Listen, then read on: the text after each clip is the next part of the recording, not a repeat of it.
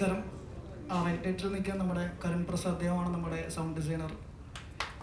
Then ബാക്കിയുള്ളതെല്ലാം നമ്മുടെ പടത്തിലെ ആർട്ടിസ്റ്റുകളാണ്. ഇത് ഹിൽഡ, ദെൻ ഉണ്ണിമായ, ഷൈനി, ഭാഗ്യ, ദെൻ ഋഷി, വൈഷ്ണവ്. സോ ഇദ്ദേഹം നമ്മുടെ ലിറിക്സിസ്റ്റാണ്. സന്തോഷ് വർമ്മ സാർ നമ്മുടെ DOP ആണ്. അദ്ദേഹം മറ്റു ടെൻഷനിലാണ്. സോ അൽഫാസ് ജഹാംഗീർ അദ്ദേഹത്തിൻ്റെ ആദ്യത്തെ പടമാണ്. അദ്ദേഹം കോലം എന്ന് പറഞ്ഞൊരു ഷോർട്ട് ഫിലിം ചെയ്തിട്ടുണ്ട്. അദ്ദേഹത്തിൻ്റെ ഡെബ്യൂട്ട് ഫിലിമാണ്. സോ ബാക്കിയുള്ള എല്ലാവരെയും നിങ്ങൾക്ക് അറിയാമെന്ന് വിചാരിക്കുന്നു. Thank you. ഇനി ചോദ്യം ആരോടാണെന്ന് പറഞ്ഞ് അതിനനുസരിച്ച് മറുപടി പറയാം. അതിനുമുമ്പ് ഒരു കാര്യം പറയാം. പരിവാറിനെ കുറിച്ച് എനിക്ക് തോന്നിയ കാര്യങ്ങൾ ഞാൻ പറയാം. പരിവാർ കൗരവരെ കുറിച്ച് പരാമർശിക്കാത്ത ഒരു മഹാഭാരതമാണ്. സാധാരണ കൗരവരും പാണ്ഡവരും തമ്മിലുള്ള യുദ്ധമാണ്. ഇത് പാണ്ഡവർ തമ്മിലുള്ള യുദ്ധമാണ്. അപ്പോൾ ഇതിൽ ദുര്യോധനും കർണനും ഒന്നും വലിയ പ്രസക്തിയില്ല. അപ്പോൾ ഇതിനകത്ത് ഏറ്റവും പ്രാധാന്യം എന്ന് പറഞ്ഞാൽ ഈ പാണ്ഡവരിൽ തന്നെ ഏറ്റവും പ്രാധാന്യം എന്ന് പറയുന്നത് ഭീമനാണ്. ഭീമനാണെങ്കിൽ ഇന്ന് ലേറ്റായത് കാരണം, ട്രെയിൻ ലേറ്റായത് കാരണം എത്തിയിട്ടില്ല. അപ്പോൾ ഏത് ഭീമനും ഇങ്ങനെയൊക്കെ സംഭവിക്കുന്നുള്ളതിന് ഏറ്റവും വലിയ തെളിവാണ്. ഭീമനാണെന്ന് പറഞ്ഞിട്ട് കാര്യമില്ല, ട്രെയിൻ ലേറ്റായാൽ സമയത്ത് എത്താൻ പറ്റില്ല. അപ്പോൾ അദ്ദേഹം ഞാൻ ആഗ്രഹിച്ച റോളാണ് ഇതിലെ ഭീമൻ്റേത്. പക്ഷെ എനിക്ക് തന്നത് സഹദേവൻ്റെ റോളാണ്. നകുലൻ പ്രശാന്ത് അലക്സാണ്ടറാണ് കൈകാര്യം ചെയ്യുന്നത്. അപ്പോൾ ദെൻ അർജുനായിട്ട് ഋഷികേശാണ് അഭിനയിക്കുന്നത്. നമ്മൾ സോങ് കണ്ടു. ചെറുപ്പക്കാരനായിട്ടുള്ള നായകനാണ്.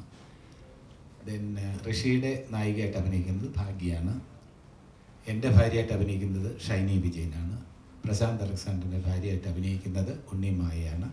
ദെൻ മൂത്ത സഹോദരൻ ധർമ്മപുത്രർ, ഇതിൽ ധർമ്മപുത്രൻ്റെ കഥാപാത്രം മരിച്ചുപോയതായിട്ടാണ് അദ്ദേഹത്തിൻ്റെ ഭാര്യയായിട്ടാണ് നമ്മുടെ സഹോദരി വെട്ടിയാരമ്മ ചേച്ചി അഭിനയിക്കുന്നത്. ദെൻ അയൽ വീട്ടുകാരായിട്ട് ഹിൽഡയുണ്ട്, സാബു ഉണ്ട്, ഏകദേശം അഭിനേതാക്കൾ. പിന്നെ വൈഷ്ണവുണ്ട്. വൈഷ്ണവ് വെട്ടിയാരമ്മ സഹോദരിയുടെ മകനായിട്ട് അഭിനയിക്കുകയാണ്. പിന്നെ ഏറ്റവും പ്രധാനപ്പെട്ട ഒരു വേഷം പറയാനുള്ളതെന്ന് വെച്ചിരുന്നാൽ ഇതിനകത്ത് ശകുനി എന്നോ ശ്രീകൃഷ്ണൻ എന്നോ ഒക്കെ വിശേഷിപ്പിക്കാവുന്ന ഒരാളുണ്ട്. അതാരെന്ന് നിങ്ങൾക്ക് ഞാൻ പറയാതെ തന്നെ മനസ്സിലായി കാണും. അതെ, മീനരാജ് സാറാണ്. അദ്ദേഹം നാടകരംഗത്ത് നിന്നും സിനിമാ രംഗത്തേക്ക് കടന്നു വന്ന ഒരു പ്രതിഭയാണ്. അപ്പോൾ ഞാൻ പറഞ്ഞല്ലോ, ഇത് കൗരവരെ കുറിച്ചുള്ള അച്ഛനും ഉണ്ട്. അതെ അതെ, ഉണ്ണിയേട്ടൻ എന്ന് ഞങ്ങൾ വിളിക്കും, ഉണ്ണി നായർ. അദ്ദേഹത്തിനൊരു വലിയ കൈയടി കൊടുക്കണമെന്ന് അഭ്യർത്ഥിക്കുകയാണ്. കാരണം അദ്ദേഹത്തിന് കൂടുതൽ കൈയടി കൊടുക്കാൻ ഞാൻ അഭ്യർത്ഥിക്കാൻ കാരണം അതിനകത്ത് ഒരുപാട് അദ്ദേഹത്തെ കൊണ്ട് ചെയ്യിച്ചിട്ടുണ്ട്. അദ്ദേഹത്തിന് പേഴ്സണലായിട്ട് ബുദ്ധിമുട്ടുണ്ടാകുന്ന രീതിയിൽ ഈ സംവിധായകർ അദ്ദേഹത്തെ കൊണ്ട് കുറേ കാര്യങ്ങൾ ചെയ്യിച്ചിട്ടുണ്ട്. അത് സിനിമ കാണുമ്പോൾ നിങ്ങൾക്ക് മനസ്സിലാവും. ഞാൻ പറഞ്ഞു വന്നത്, കൗരവരെ കുറിച്ച് പരാമർശിക്കാത്ത ഒരു മഹാഭാരത കഥ എല്ലാം ഒരു ഇൻ്റർപ്രിട്ടേഷനാണല്ലോ. ഇപ്പോൾ ചന്തു ചതിയനല്ല എന്ന് MT സാറ് നമ്മളെ ബോധ്യപ്പെടുത്തി. അത് ഒരു ഒറിജിനൽ ഉണ്ണിയാർച്ച വെർഷനിൽ ചന്തു ചതിയനാണ്. പിന്നീട് MT സാറ് കൊണ്ടുവന്ന വെർഷൻ എന്ന് പറഞ്ഞാൽ ചതിയനല്ല. സാഹചര്യങ്ങൾ, ഏതൊക്കെ സാഹചര്യങ്ങളിലാണ് ചന്തു ചതിയനായി അറിയപ്പെട്ടതെന്നുള്ളതാണ് MT സാറിൻ്റെ വെർഷൻ. ഇവിടെ ഫഹദിൻ്റെയും ഉത്സവിൻ്റെയും വെർഷൻ എന്ന് പറയുന്നത്, ഇവിടെ നകുലനും സഹദേവനും ഒക്കെ അവർ തമ്മിൽ പോരുണ്ടായിരുന്നോ, അല്ലെങ്കിൽ ഭീമൻ ഏത് സാഹചര്യത്തിലാണ് നകുലൻ്റെയും സഹദേവൻ്റെയും പോരാട്ടത്തിൽ മധ്യസ്ഥത വഹിച്ചത് തുടങ്ങിയ ഒരുപാട് കാര്യങ്ങൾ, രസകരമായിട്ടുള്ള കാര്യങ്ങളുണ്ട്. അപ്പോൾ ഇത് സംവിധായകർ ഈ രീതിയിലാണ് ഇതിനെ നോക്കിക്കണ്ടിരിക്കുന്നത്. മഹാഭാരതത്തിനെ അവരുടേതായിട്ടുള്ള രീതിയിൽ അല്പം ഹാസ്യം, അല്പം നർമ്മം, മ്യൂസിക് എല്ലാം കൂടെ ചേർത്തൊരു എൻ്റർടൈനറായിട്ട് നമ്മുടെ മുന്നിൽ എത്തിച്ചിരിക്കുകയാണ്. വലിയ അവകാശവാദങ്ങളൊന്നുമില്ല. ആദ്യമേ പറയാം, ഇത് നിങ്ങളെ കുടുകുടാ ചിരിപ്പിക്കും, പൊട്ടിച്ചിരിപ്പിക്കും, അങ്ങനെയൊന്നുമല്ല. ഇതിനകത്ത് നിങ്ങൾക്ക് താല്പര്യം ജനിപ്പിക്കുന്ന, നിങ്ങൾക്ക് താല്പര്യം ഉണ്ടാകുന്ന തരത്തിലുള്ള സംഭവ ബഹുലമായിട്ടുള്ള ഒരു ഇതിവൃത്തമാണത്. അതിനകത്ത് ആസ്വദിക്കാൻ പറ്റുന്ന ഒരുപാട് കാര്യങ്ങളുണ്ടാകും. അത്രമാത്രമേ തൽക്കാലം നമുക്ക് പറയാൻ കഴിയുള്ളൂ. പടം കണ്ടിട്ട് ഇത് തീർച്ചയായിട്ടും ചർച്ച ചെയ്യപ്പെടുന്നതാണ് എൻ്റെ വ്യക്തിപരമായിട്ടുള്ള വിശ്വാസം. ഇതിൻ്റെ നന്മകളും ഇതിൻ്റെ തിന്മകളും ഒക്കെ തന്നെ ചർച്ച ചെയ്യപ്പെടും. ഇതിൻ്റെ കഥയിലെ വൈരുദ്ധ്യങ്ങൾ, കഥയിലെ ട്വിസ്റ്റുകൾ, ഇതൊക്കെ ചർച്ച ചെയ്യപ്പെടും. ഇത് എല്ലാവർക്കും ഗംഭീരമായിട്ട് ഇഷ്ടപ്പെടില്ലേ, അതൊക്കെ സിനിമ റിലീസായതിന് ശേഷമേ പറയാൻ പറ്റുള്ളൂ. നമ്മൾ നല്ല എഫേർട്സ് ഈ പടത്തിന് വേണ്ടി എടുത്തിട്ടുണ്ട്. ഫിസിക്കൽ സ്ട്രെയിൻ ഉൾപ്പെടെ എടുത്തിട്ടുണ്ട്. ഇതൊക്കെയാണ് പരിവാറിൻ്റെ വിശേഷം. ഇനി ചോദ്യങ്ങൾ ചോദിക്കാം. Thank you.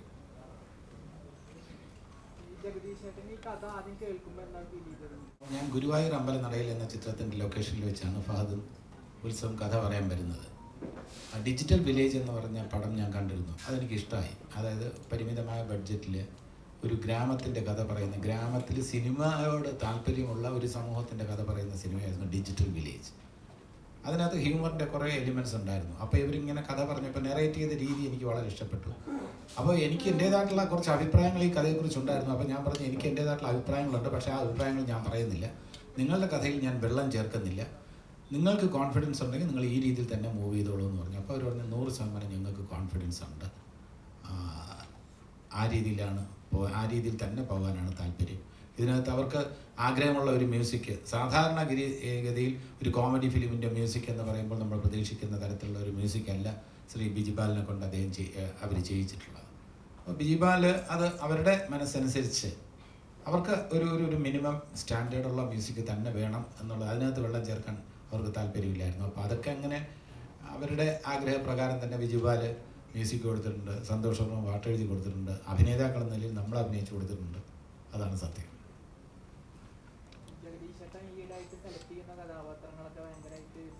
സോഷ്യൽ മീഡിയയിലായാലും എല്ലായിടത്തും ഭയങ്കരമായിട്ട് സെലിബ്രേറ്റ് ചെയ്യുന്നത്, അതേപോലത്തെ സെലിബ്രേറ്റ് ചെയ്യുന്ന ക്യാരക്ടറാണ് ഇതിൽ. അല്ല, സെലിബ്രേറ്റ് ചെയ്യപ്പെടുന്നതൊക്കെ റിലീസിന് ശേഷമാണ്. അതിനുമുമ്പ് എന്ത് അവകാശവാദം ഉന്നയിച്ചിട്ടും കാര്യമില്ല. നമ്മളെപ്പോഴും, ഞാൻ എല്ലാ സിനിമയിലും ഞാൻ പറയുന്നത് നമ്മൾ എഫേർട്സ് എടുത്തിട്ടുണ്ടെന്നാണ്. അതല്ലാതെ ഞങ്ങൾ തകർക്കും ഗംഭീരമാക്കുന്നല്ല, നമ്മൾ എഫേർട്സ് എടുത്തിട്ടുണ്ട്. അത് ഈ സിനിമയിലും ആപ്ലിക്കബിളാണ്. സിൻസിയർ ആയിട്ടുള്ള എഫേർട്സ്, കറക്റ്റായിട്ടുള്ള, രാവിലെ 7 മണിക്ക് എത്താൻ പറഞ്ഞിട്ടുള്ള ദിവസങ്ങളിൽ 6:30 ഞാൻ ലൊക്കേഷനിൽ എത്തിയിട്ടുണ്ട്. ഒരു ദിവസം പോലും ലേറ്റ് ആവാതെ നമ്മൾ സിൻസിയറായിട്ട് ഡയലോഗൊക്കെ ബൈ ഹാർട്ട് ചെയ്ത് പ്രോംപ്റ്റിംഗ് ഇല്ലാതെ ഒക്കെ തന്നെ ആ ക്യാരക്ടർ ഇൻവോൾവ് ആയിട്ട് തന്നെയാണ് ചെയ്തിട്ടുള്ളത്. ആവശ്യമുണ്ടെങ്കിൽ റീടേക്കിന് വഴങ്ങി കൊടുത്തിട്ടുണ്ട്. ഒരു സീൻ റീഷൂട്ട് ചെയ്തിട്ടുണ്ട്. അവർക്ക് തൃപ്തി വരാത്തതുകൊണ്ട് പിറ്റേ ദിവസം രാവിലെ റീഷൂട്ട് ചെയ്തു. അപ്പോൾ അങ്ങനെ ഈ സിനിമയ്ക്ക് ഓരോ സിനിമയും നന്നാക്കണം എന്നുള്ളതാണ് നമ്മുടെ ആഗ്രഹം. പിന്നെ നമ്മുടെ ചൂസ് ചെയ്യുന്നതിൻ്റെ മിടുക്കാണെന്ന് ഞാൻ ഒരിക്കലും അവകാശപ്പെടില്ല. എല്ലാം ഒത്തുവരികയാണ്. അൾട്ടിമേറ്റായിട്ട് ഞാനിങ്ങനെ ഒരു പ്രൊമോഷൻ ഇരുന്ന് പറയുമ്പോൾ ഒരു ടീമിനെ കുറിച്ചാണ് ഞാൻ പറയുന്നത്, എന്നെക്കുറിച്ചല്ല. ഇതിൻ്റെ പിന്നിലുള്ള ഒരു ടീം, ആ ടീം വളരെയധികം സിൻസിയറായിട്ട്, നിങ്ങളൊരു സിനിമ കാണുമ്പോൾ വിലയിരുത്തേണ്ടത് അതിൽ എത്രത്തോളം ആത്മാർത്ഥത ഞങ്ങൾ പുലർത്തിയിട്ടുണ്ടെന്ന് നിങ്ങൾ വിലയിരുത്തുക. അല്ല, ആത്മാർത്ഥത പുലർത്തിയിട്ടില്ല എന്ന് നിങ്ങൾക്ക് തോന്നുകയാണെങ്കിൽ നിസ്സംശയം ഞങ്ങളെ കൊല്ലാം, ഞങ്ങളെ നിർദ്ദയം കൊല്ലാം, ട്രോൾ ചെയ്യാം, എന്തുവേണം ചെയ്യാം. നേരെ മറിച്ച് ബാക്കി പ്രകടനത്തിൻ്റെയോ അല്ലെങ്കിൽ കഥാഗതിയിലെയോ ഒക്കെ തന്നെ പരീക്ഷണത്തിന് വേണ്ടി മുതിരുമ്പോൾ അതിനെ അടച്ചാക്ഷേപിക്കുന്നതിന് പകരം ഇങ്ങനെ ഒരു ട്വിസ്റ്റ് കൊണ്ടുവരാനാണ് സംവിധായകർ ശ്രമിച്ചത്. പക്ഷേ അത് ഞങ്ങൾക്ക് അത്ര അപ്പീലിംഗ് ആയില്ല എന്ന് പറയുന്നത് നമുക്ക് മനസ്സിലാക്കാം. അല്ലെങ്കിൽ ഒരാളുടെ എക്സ് ഓർ വൈ, എൻ്റെ അഭിനയം തന്നെ ഞങ്ങൾ പ്രതീക്ഷിച്ച അത്ര നന്നായില്ല എന്ന് പറയാൻ നിങ്ങൾക്ക് തീർച്ചയായിട്ടും അവകാശമുണ്ട്. പക്ഷേ നമ്മൾ ഇപ്പോൾ പറയില്ലേ, പരീക്ഷ ഒരു അധ്യാപകനാണ് ഞാൻ. ഉഴപ്പുന്ന വിദ്യാർത്ഥികളോട് എനിക്ക് താല്പര്യമില്ല. എന്നുവെച്ചാൽ ഹാർഡ് വർക്ക് ചെയ്യുന്ന കുട്ടികൾ പരീക്ഷയ്ക്ക് അല്പം മാർക്ക് പറഞ്ഞാൽ ഞാൻ ആശ്വസിപ്പിക്കും. കുഴപ്പമില്ല, നന്നായിട്ട് അടുത്തവണ നമുക്ക് ശരിയാക്കാം. അതൊരു അധ്യാപകൻ്റെ മനസ്സവിടെ ഉണർന്ന് പ്രവർത്തിക്കും. നേരെ മറിച്ച് ഉഴപ്പി നടക്കുന്നു, ക്ലാസ്സിൽ അറ്റൻഡ് ചെയ്യുന്നില്ല, ക്ലാസ്സിൽ ശ്രദ്ധിക്കുന്നില്ല, അങ്ങനെയുള്ള വിദ്യാർത്ഥി 2-3 പ്രാവശ്യം നമ്മൾ മാർക്ക് തീരെ കുറയുമ്പോൾ നമ്മൾ എന്ത് പറയും? എനിക്ക് ആദ്യം അറിയാമായിരുന്നു നീ മാർക്ക് വാങ്ങിക്കാൻ പോകുന്നില്ല എന്ന്. നമുക്കതിനൊരു സിമ്പതി തോന്നില്ല, ഒരു കൺസിഡറേഷൻ തോന്നില്ല. അതാണ് എൻ്റെ സത്യമായിട്ടുള്ള അവസ്ഥ. അപ്പം നമ്മുടെ ഒരു മിടുക്കായിട്ട് ഞാൻ ഒരിക്കലും അവകാശപ്പെട്ടിട്ടില്ല. ഇതൊന്നും സ്വന്തം മിടുക്കല്ല. ഏത് സിനിമയും ഞാൻ പറയുന്നു ടീം വർക്കാണ്. ആ ടീമിന് അതിൻ്റെ ക്രെഡിറ്റ് കൊടുക്കുക പ്ലീസ്.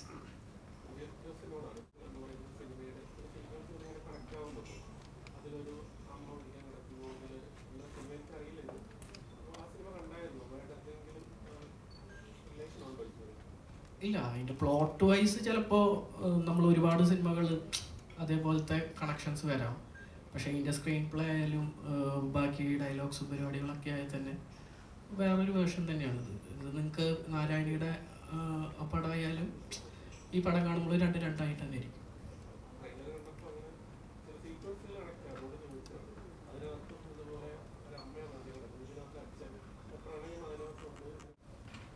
ഇവർ ചെറുപ്പക്കാരായതുകൊണ്ട് ഇവർക്ക് പറയാൻ കഴിയില്ല, എനിക്ക് പറയാൻ കഴിയും. വിത്തുകൾ എന്ന് പറയുന്നൊരു ചിത്രമുണ്ട്. അമ്മയുടെ മരണമാണ്, മധുസാറാണ് നായകൻ, MD സാറിൻ്റെ സ്ക്രിപ്റ്റാണ്. ഇതേപോലെ അമ്മയുടെ മരണവുമായി ബന്ധപ്പെട്ട തിങ്കളാഴ്ച നല്ല ദിവസം അമ്മയുടെ മരണവുമായി ബന്ധപ്പെട്ട ആൾക്കൂട്ടത്തിൽ തനിയെ അച്ഛൻ്റെ മരണവുമായി ബന്ധപ്പെട്ട കഥയാണ്. അപ്പം ഇനി അച്ഛൻ്റെ മരണം, അമ്മയുടെ മരണം, അതിൻ്റെ പേരിൽ മക്കൾ തമ്മിൽ വഴക്കൂടുന്ന ഒരുപാട് നാരായണീൻ്റെ ആൺമക്കൾ, ആ ഇതിവൃത്തം വളരെ ഇതുമായിട്ടൊക്കെ ഒരു ബേസിക് ത്രെഡ് എന്ന് പറയുന്നത് സാമ്യമുണ്ടെന്ന് വേണമെങ്കിൽ പറയാം. അതിൽ യാതൊരു തെറ്റുമില്ല, ഈ പറഞ്ഞത് വളരെ ശരിയാണ്. പക്ഷേ അതിൻ്റെ ട്രീറ്റ്മെൻറ്റ് ഇത് ഹ്യൂമറസ് ആയിട്ടാണ് ട്രീറ്റ് ചെയ്തിരിക്കുന്നത്. നാരായണീൻ്റെ ആൺമക്കൾ എന്ന് പറഞ്ഞാൽ വളരെ സീരിയസ് ആയിട്ടാണ് ട്രീറ്റ് ചെയ്തിരിക്കുന്നത്. അപ്പോൾ ഹ്യൂമറസ് ആയിട്ട് ട്രീറ്റ് ചെയ്യുന്നു. അപ്പോൾ ബേസിക് ത്രെഡ് എന്ന് പറഞ്ഞാൽ മനുഷ്യർ, ഈ മക്കൾ അമ്മമാരോടും അച്ഛന്മാരോടും ഒക്കെ അവരുടെ മരണസമയത്ത് എങ്ങനെ പ്രതികരിക്കുന്നു. മക്കൾ ലീവ് തീർന്നു പോകുന്നു, പിറ്റേ ദിവസം തന്നെ പോകണം, എനിക്ക് ബാക്കിയുള്ള ചടങ്ങുകളിൽ പങ്കെടുക്കാൻ പറ്റില്ല എന്ന് പറയുന്ന മക്കളൊക്കെ പല സിനിമകളിലും കോമൺ ഫാക്ടറാണ്. അപ്പം നമ്മുടെ ബന്ധങ്ങളിൽ, മനുഷ്യബന്ധങ്ങളിൽ ഉണ്ടാകുന്ന ഈ പാളിച്ചകൾ, ഇതൊക്കെ ഇത്തരം സിനിമകളിൽ അന്നേ MT സാർ എഴുതി വെച്ചിട്ടുണ്ട്. വിത്തുകൾ എന്ന് പറയുന്നത് മനോഹരമായിട്ടുള്ള ചിത്രമാണ്, മധു സാറ് അഭിനയിച്ച ചിത്രമാണ്. ഉണ്ണി എന്ന് പറയുന്ന കഥാപാത്രമാണ്, പത്രപ്രവർത്തകനാണ്. അതിൽ കവിയൂർ പൊന്നമ്മ ചേച്ചിയാണ് ഈ മരിക്കുന്നത്, ശങ്കരാടി സാറ് ഭർത്താവായിട്ട്. ഞാൻ ഇന്നും ഓർക്കുന്നു, വളരെ ടച്ചിങ് ആയിട്ടുള്ള ഫിലിം. പിന്നെ പൊന്നമ്മ ചേച്ചി മരിക്കാൻ കിടക്കുന്ന ആ കഥാപാത്രമാണ് തിങ്കളാഴ്ച നല്ല ദിവസം. ആൾക്കൂട്ടത്തിൽ തന്നെ ബാലങ്കി നായർ സാറാണ് മരിക്കാൻ കിടക്കുന്നത്. ഇതേപോലെ അച്ഛനോ അമ്മയോ മരിക്കാൻ കിടക്കുമ്പോൾ മക്കൾ തമ്മിൽ സ്വത്തിൻ്റെ പേരിലോ പല കാരണങ്ങളാലോ വഴക്ക് കൂടുന്ന ഇതിവൃത്തങ്ങൾ ഇതിനു മുമ്പ് മലയാള സിനിമയിൽ വന്നിട്ടുണ്ട്. അതെല്ലാം തന്നെ പ്രേക്ഷകർ ശ്രദ്ധ നേടിയിട്ടുമുണ്ട്. അതേപോലെ പരിവാറും നേടുമെന്നാണ് ഞങ്ങളുടെ പ്രതീക്ഷ. ഇപ്പോഴത്തെ കണ്ടുവരുന്ന ഫിലിംസിലെല്ലാം റാപ്പ് സോങ് ആണ് കൂടുതലായിട്ട് അവർ ആഡ് ചെയ്യുന്നത്, അല്ലെങ്കിൽ അവർ ആ രീതിയിലാണ് ട്രീറ്റ്മെന്റ് ഒക്കെ. പക്ഷേ ഈ ഇതിൽ അങ്ങനെയല്ല. അപ്പോൾ അത് എത്രത്തോളം വ്യത്യസ്തമാണെന്ന് വിചാരിക്കുന്നത്? ഹിപ്പ് ഹോപ്പ് സോങ്ങുകൾക്കുള്ള സ്പേസ് ഈ സിനിമയിലില്ല സത്യം പറഞ്ഞാൽ. അത് ആവശ്യപ്പെടുന്നൊരു പ്ലാറ്റ്ഫോം വരുമ്പോഴാണ് നമുക്ക് അതിനെക്കുറിച്ചൊക്കെ ആലോചിക്കാൻ പറ്റുക. ഒരു സിനിമ എടുത്താൽ ഒരു ഹിപ്പ് ഹോപ്പെങ്കിലും വേണമെന്ന് നമുക്ക് വാശി പിടിക്കാൻ പറ്റില്ല. അപ്പം അങ്ങനെ പല സിനിമകളിലും, പ്രത്യേകിച്ച് ഈ കാലഘട്ടത്തിൻ്റെ സിനിമ പറയുമ്പോൾ അത് ചിലപ്പോൾ ഒരു പവർ ട്രാക്കെങ്കിലും ഹിപ്പ് ഹോപ്പൊക്കെ എഴുതാവുന്ന പരിപാടികൾ ആലോചിക്കാവുന്നതാണ് ഇപ്പോൾ. കാരണം എല്ലാവർക്കും ആക്സെപ്റ്റബിൾ ആയിട്ടുള്ളൊരു ജോണറാണ്. പക്ഷേ ഈ സിനിമ എന്ന് പറയുന്നത് അങ്ങനെ ഒരു നെറേറ്റീവ് പാറ്റേൺ പോലും അല്ല ഈ സിനിമയുടെ. പരിവാർ എന്ന് പറയുന്ന സിനിമ അതിൻ്റെ ഒരു ഇവർ നെറേറ്റ് ചെയ്തിരിക്കുന്നത് വളരെ കണ്ടംപററി ആയിട്ടാണെങ്കിലും അത് ഒരു പക്ഷേ അതിൽ ജീവിക്കുന്ന കഥാപാത്രങ്ങളൊക്കെ മുതിർന്ന ആൾക്കാരാണ്. അവരുടെ അനുഭവങ്ങളും അവരുടെ പശ്ചാത്തലങ്ങളും അവരുടെ കുടുംബവും ഒക്കെയുള്ള ഇതിലാണ് അതിൽ. അപ്പം ഞങ്ങൾ ഈ ഹിപ്പ് ഹോപ്പ് എന്നുള്ളതിനപ്പുറത്തേക്ക് ഞങ്ങൾ സത്യം പറഞ്ഞാൽ ഇപ്പോൾ ഇദ്ദേഹം ചോദിച്ച കഥാതന്തുവിനെ കുറിച്ച് ചോദിച്ചപ്പോൾ സന്തോഷം എഴുതിയ ഇതിനകത്ത് ഈ നമ്മൾ ഓട്ടം തുള്ളൽ കവിതകൾ പലരും കുഞ്ചനമ്പ്യാരെ വായിച്ചിട്ടുണ്ടാവും. അത് ശരിക്ക് കോമഡിയാണല്ലോ, ആക്ഷേപഹാസ്യമാണ്, സറ്റയറാണ്. അതായത് രാജാവിനെ പോലും കളിയാക്കുന്ന കവിതകളാണ് അദ്ദേഹത്തിൻ്റെ.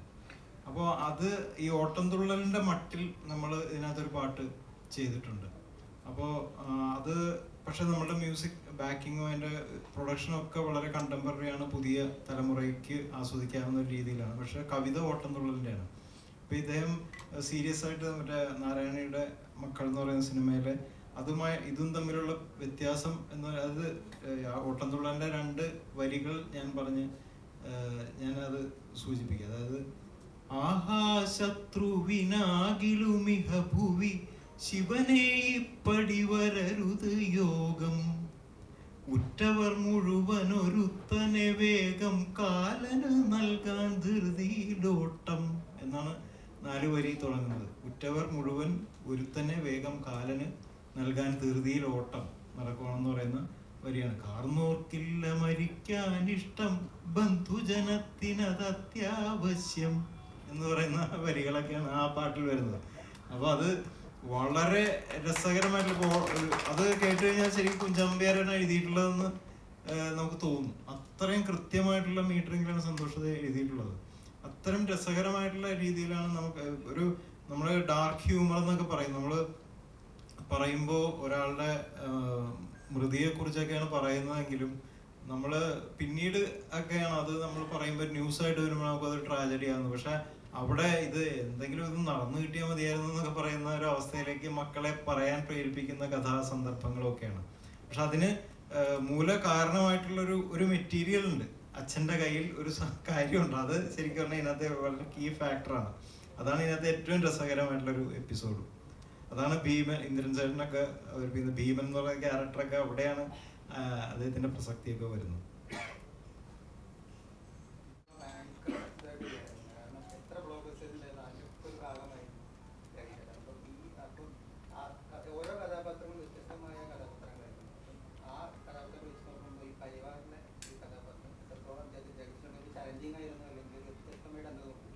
തീർച്ചയായിട്ടും 2024 ഞാൻ ചെയ്തിട്ടുള്ള കഥാപാത്രങ്ങളിൽ നിന്നും വളരെ വ്യത്യാസമുള്ളൊരു കഥാപാത്രം തന്നെയാണ് ഇതിലെ സഹദേവൻ. അത് യാതൊരു സംശയമില്ല. കാരണം 2024 എല്ലാം നല്ല ചിത്രങ്ങളായിരുന്നു, ഹിറ്റ് ചിത്രങ്ങളായിരുന്നു. ഞാൻ അഭിനയിച്ചത് കൊണ്ട് ഹിറ്റായതല്ല, ഹിറ്റായ ചിത്രങ്ങളുടെ ഭാഗമാകാൻ എനിക്ക് കഴിഞ്ഞിട്ടുണ്ട് എന്നുള്ളതാണ് സത്യം. പക്ഷെ അതിൽ അങ്ങനെ അപ്പോൾ പോലും കുറച്ച് പേര് എന്നെ വിമർശിച്ചു, ഈ സ്ഥിരം സ്റ്റീരിയോ ടൈപ്ഡ് ആവുന്നു, അച്ഛനാവുന്നു എന്നൊക്കെ പറഞ്ഞു. ഇതിലങ്ങനെ ആരോപണം വരില്ല, കാരണം ഇതിലെനിക്ക് കുട്ടികളില്ല. അപ്പം അതുകൊണ്ട് അവിടെ തന്നെ എനിക്ക് ഒരു ഭാഗ്യം കിട്ടി.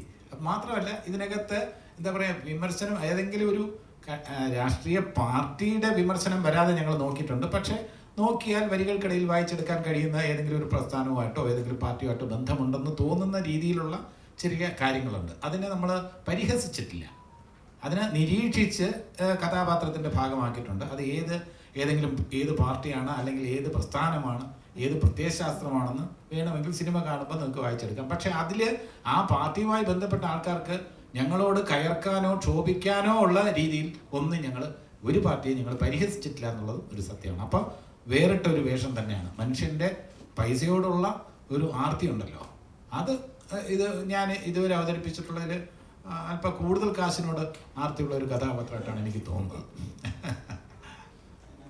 ഒരു വരിയുണ്ട്, സഞ്ചയനത്തിന് മുന്നേ തന്നെ സഞ്ചികൾ തപ്പാൻ വഞ്ചക വൃന്ദം എന്ന് പറയുന്നൊരു വരിയുണ്ട് ഈ പാട്ടിൽ.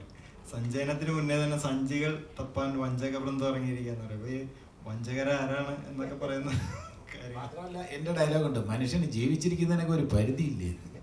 ഇപ്പൊ സ്വന്തം അച്ഛനെ കുറിച്ച് പറയുകയാണ്. അപ്പം മനുഷ്യരുടെ ഒരു എന്താ പറയുക, കാശിനോടുള്ള ആ ഒരു അത്യാഗ്രഹം. അപ്പോൾ അച്ഛൻ മരിക്കാൻ കിടക്കുമ്പോഴും അച്ഛൻ പെട്ടെന്ന് മരിച്ചാൽ അത്രയും പെട്ടെന്ന് നമുക്ക് അച്ഛൻ്റെ സ്വത്ത് കിട്ടുന്ന ചിന്തിക്കുന്ന മക്കൾ ഈ നമ്മുടെ നാട് എങ്ങോട്ടാണ് പോകുന്നതെന്നുള്ള ചെറിയ അതൊരു ഉപദേശ രൂപേണ അല്ലെങ്കിൽ സന്ദേശ രൂപേണ ഒന്നും അല്ലെങ്കിലും ഇത് കണ്ടാൽ നമുക്ക് ചില കാര്യങ്ങൾ നമ്മുടെ മനസ്സിൽ പതിയും, ടച്ച് ചെയ്യും എന്നുള്ള കാര്യത്തിൽ സംശയമില്ല.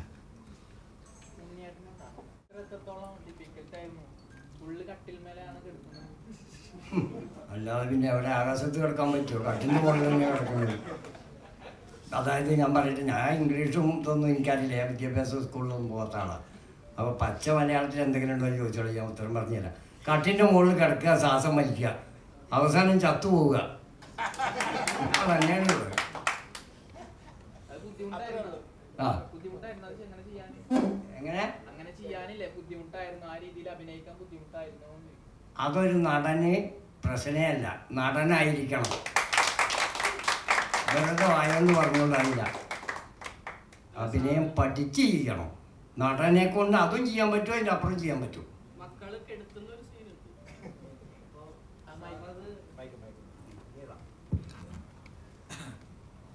സാറ് യോഗയൊക്കെ ചെയ്തിട്ടുള്ള ആളാണ്. അപ്പോൾ മക്കളെല്ലാവരും കൂടെ പന്തലിക്ക് കെടുത്തുന്ന ഒരു സീനുണ്ട്.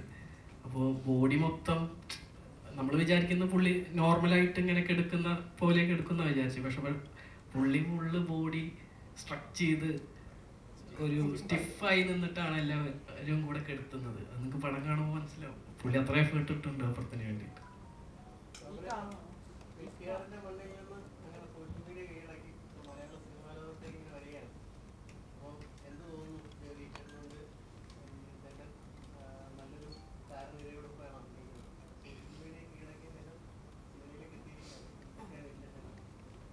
വിശേഷം അവരുടെയൊക്കെ കൂടെ അഭിനയിക്കാൻ പറ്റിയത് വലിയൊരു ദൈവാധീനം. പിന്നെ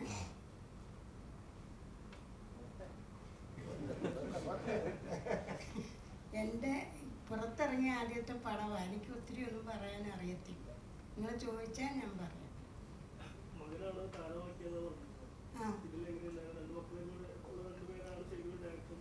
അതെ, നല്ല പിള്ളേരെ, എൻ്റെ മോനേക്കാളും നല്ലതാണ്.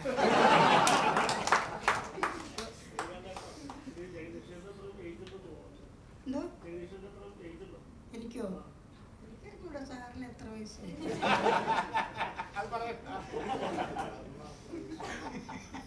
സാറിന് 40 വയസ്സെന്ന് പറയുന്നത്, എനിക്ക് 63 വയസ്സുണ്ട്.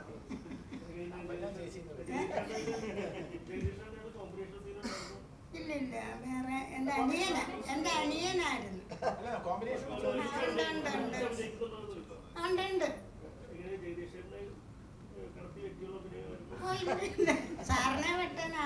പറ്റത്തില്ല. എൻ്റെ അടുത്ത് ചോദിക്കുമായിരുന്നു, ശരിയാകുന്നുണ്ടോ സാറേ, കുഴപ്പമൊന്നും ഇല്ലല്ലോ. ഞാൻ പറഞ്ഞു നന്നായിട്ടുണ്ട്. അല്ല എന്തെങ്കിലും ഉണ്ടെങ്കിൽ പറയണേ.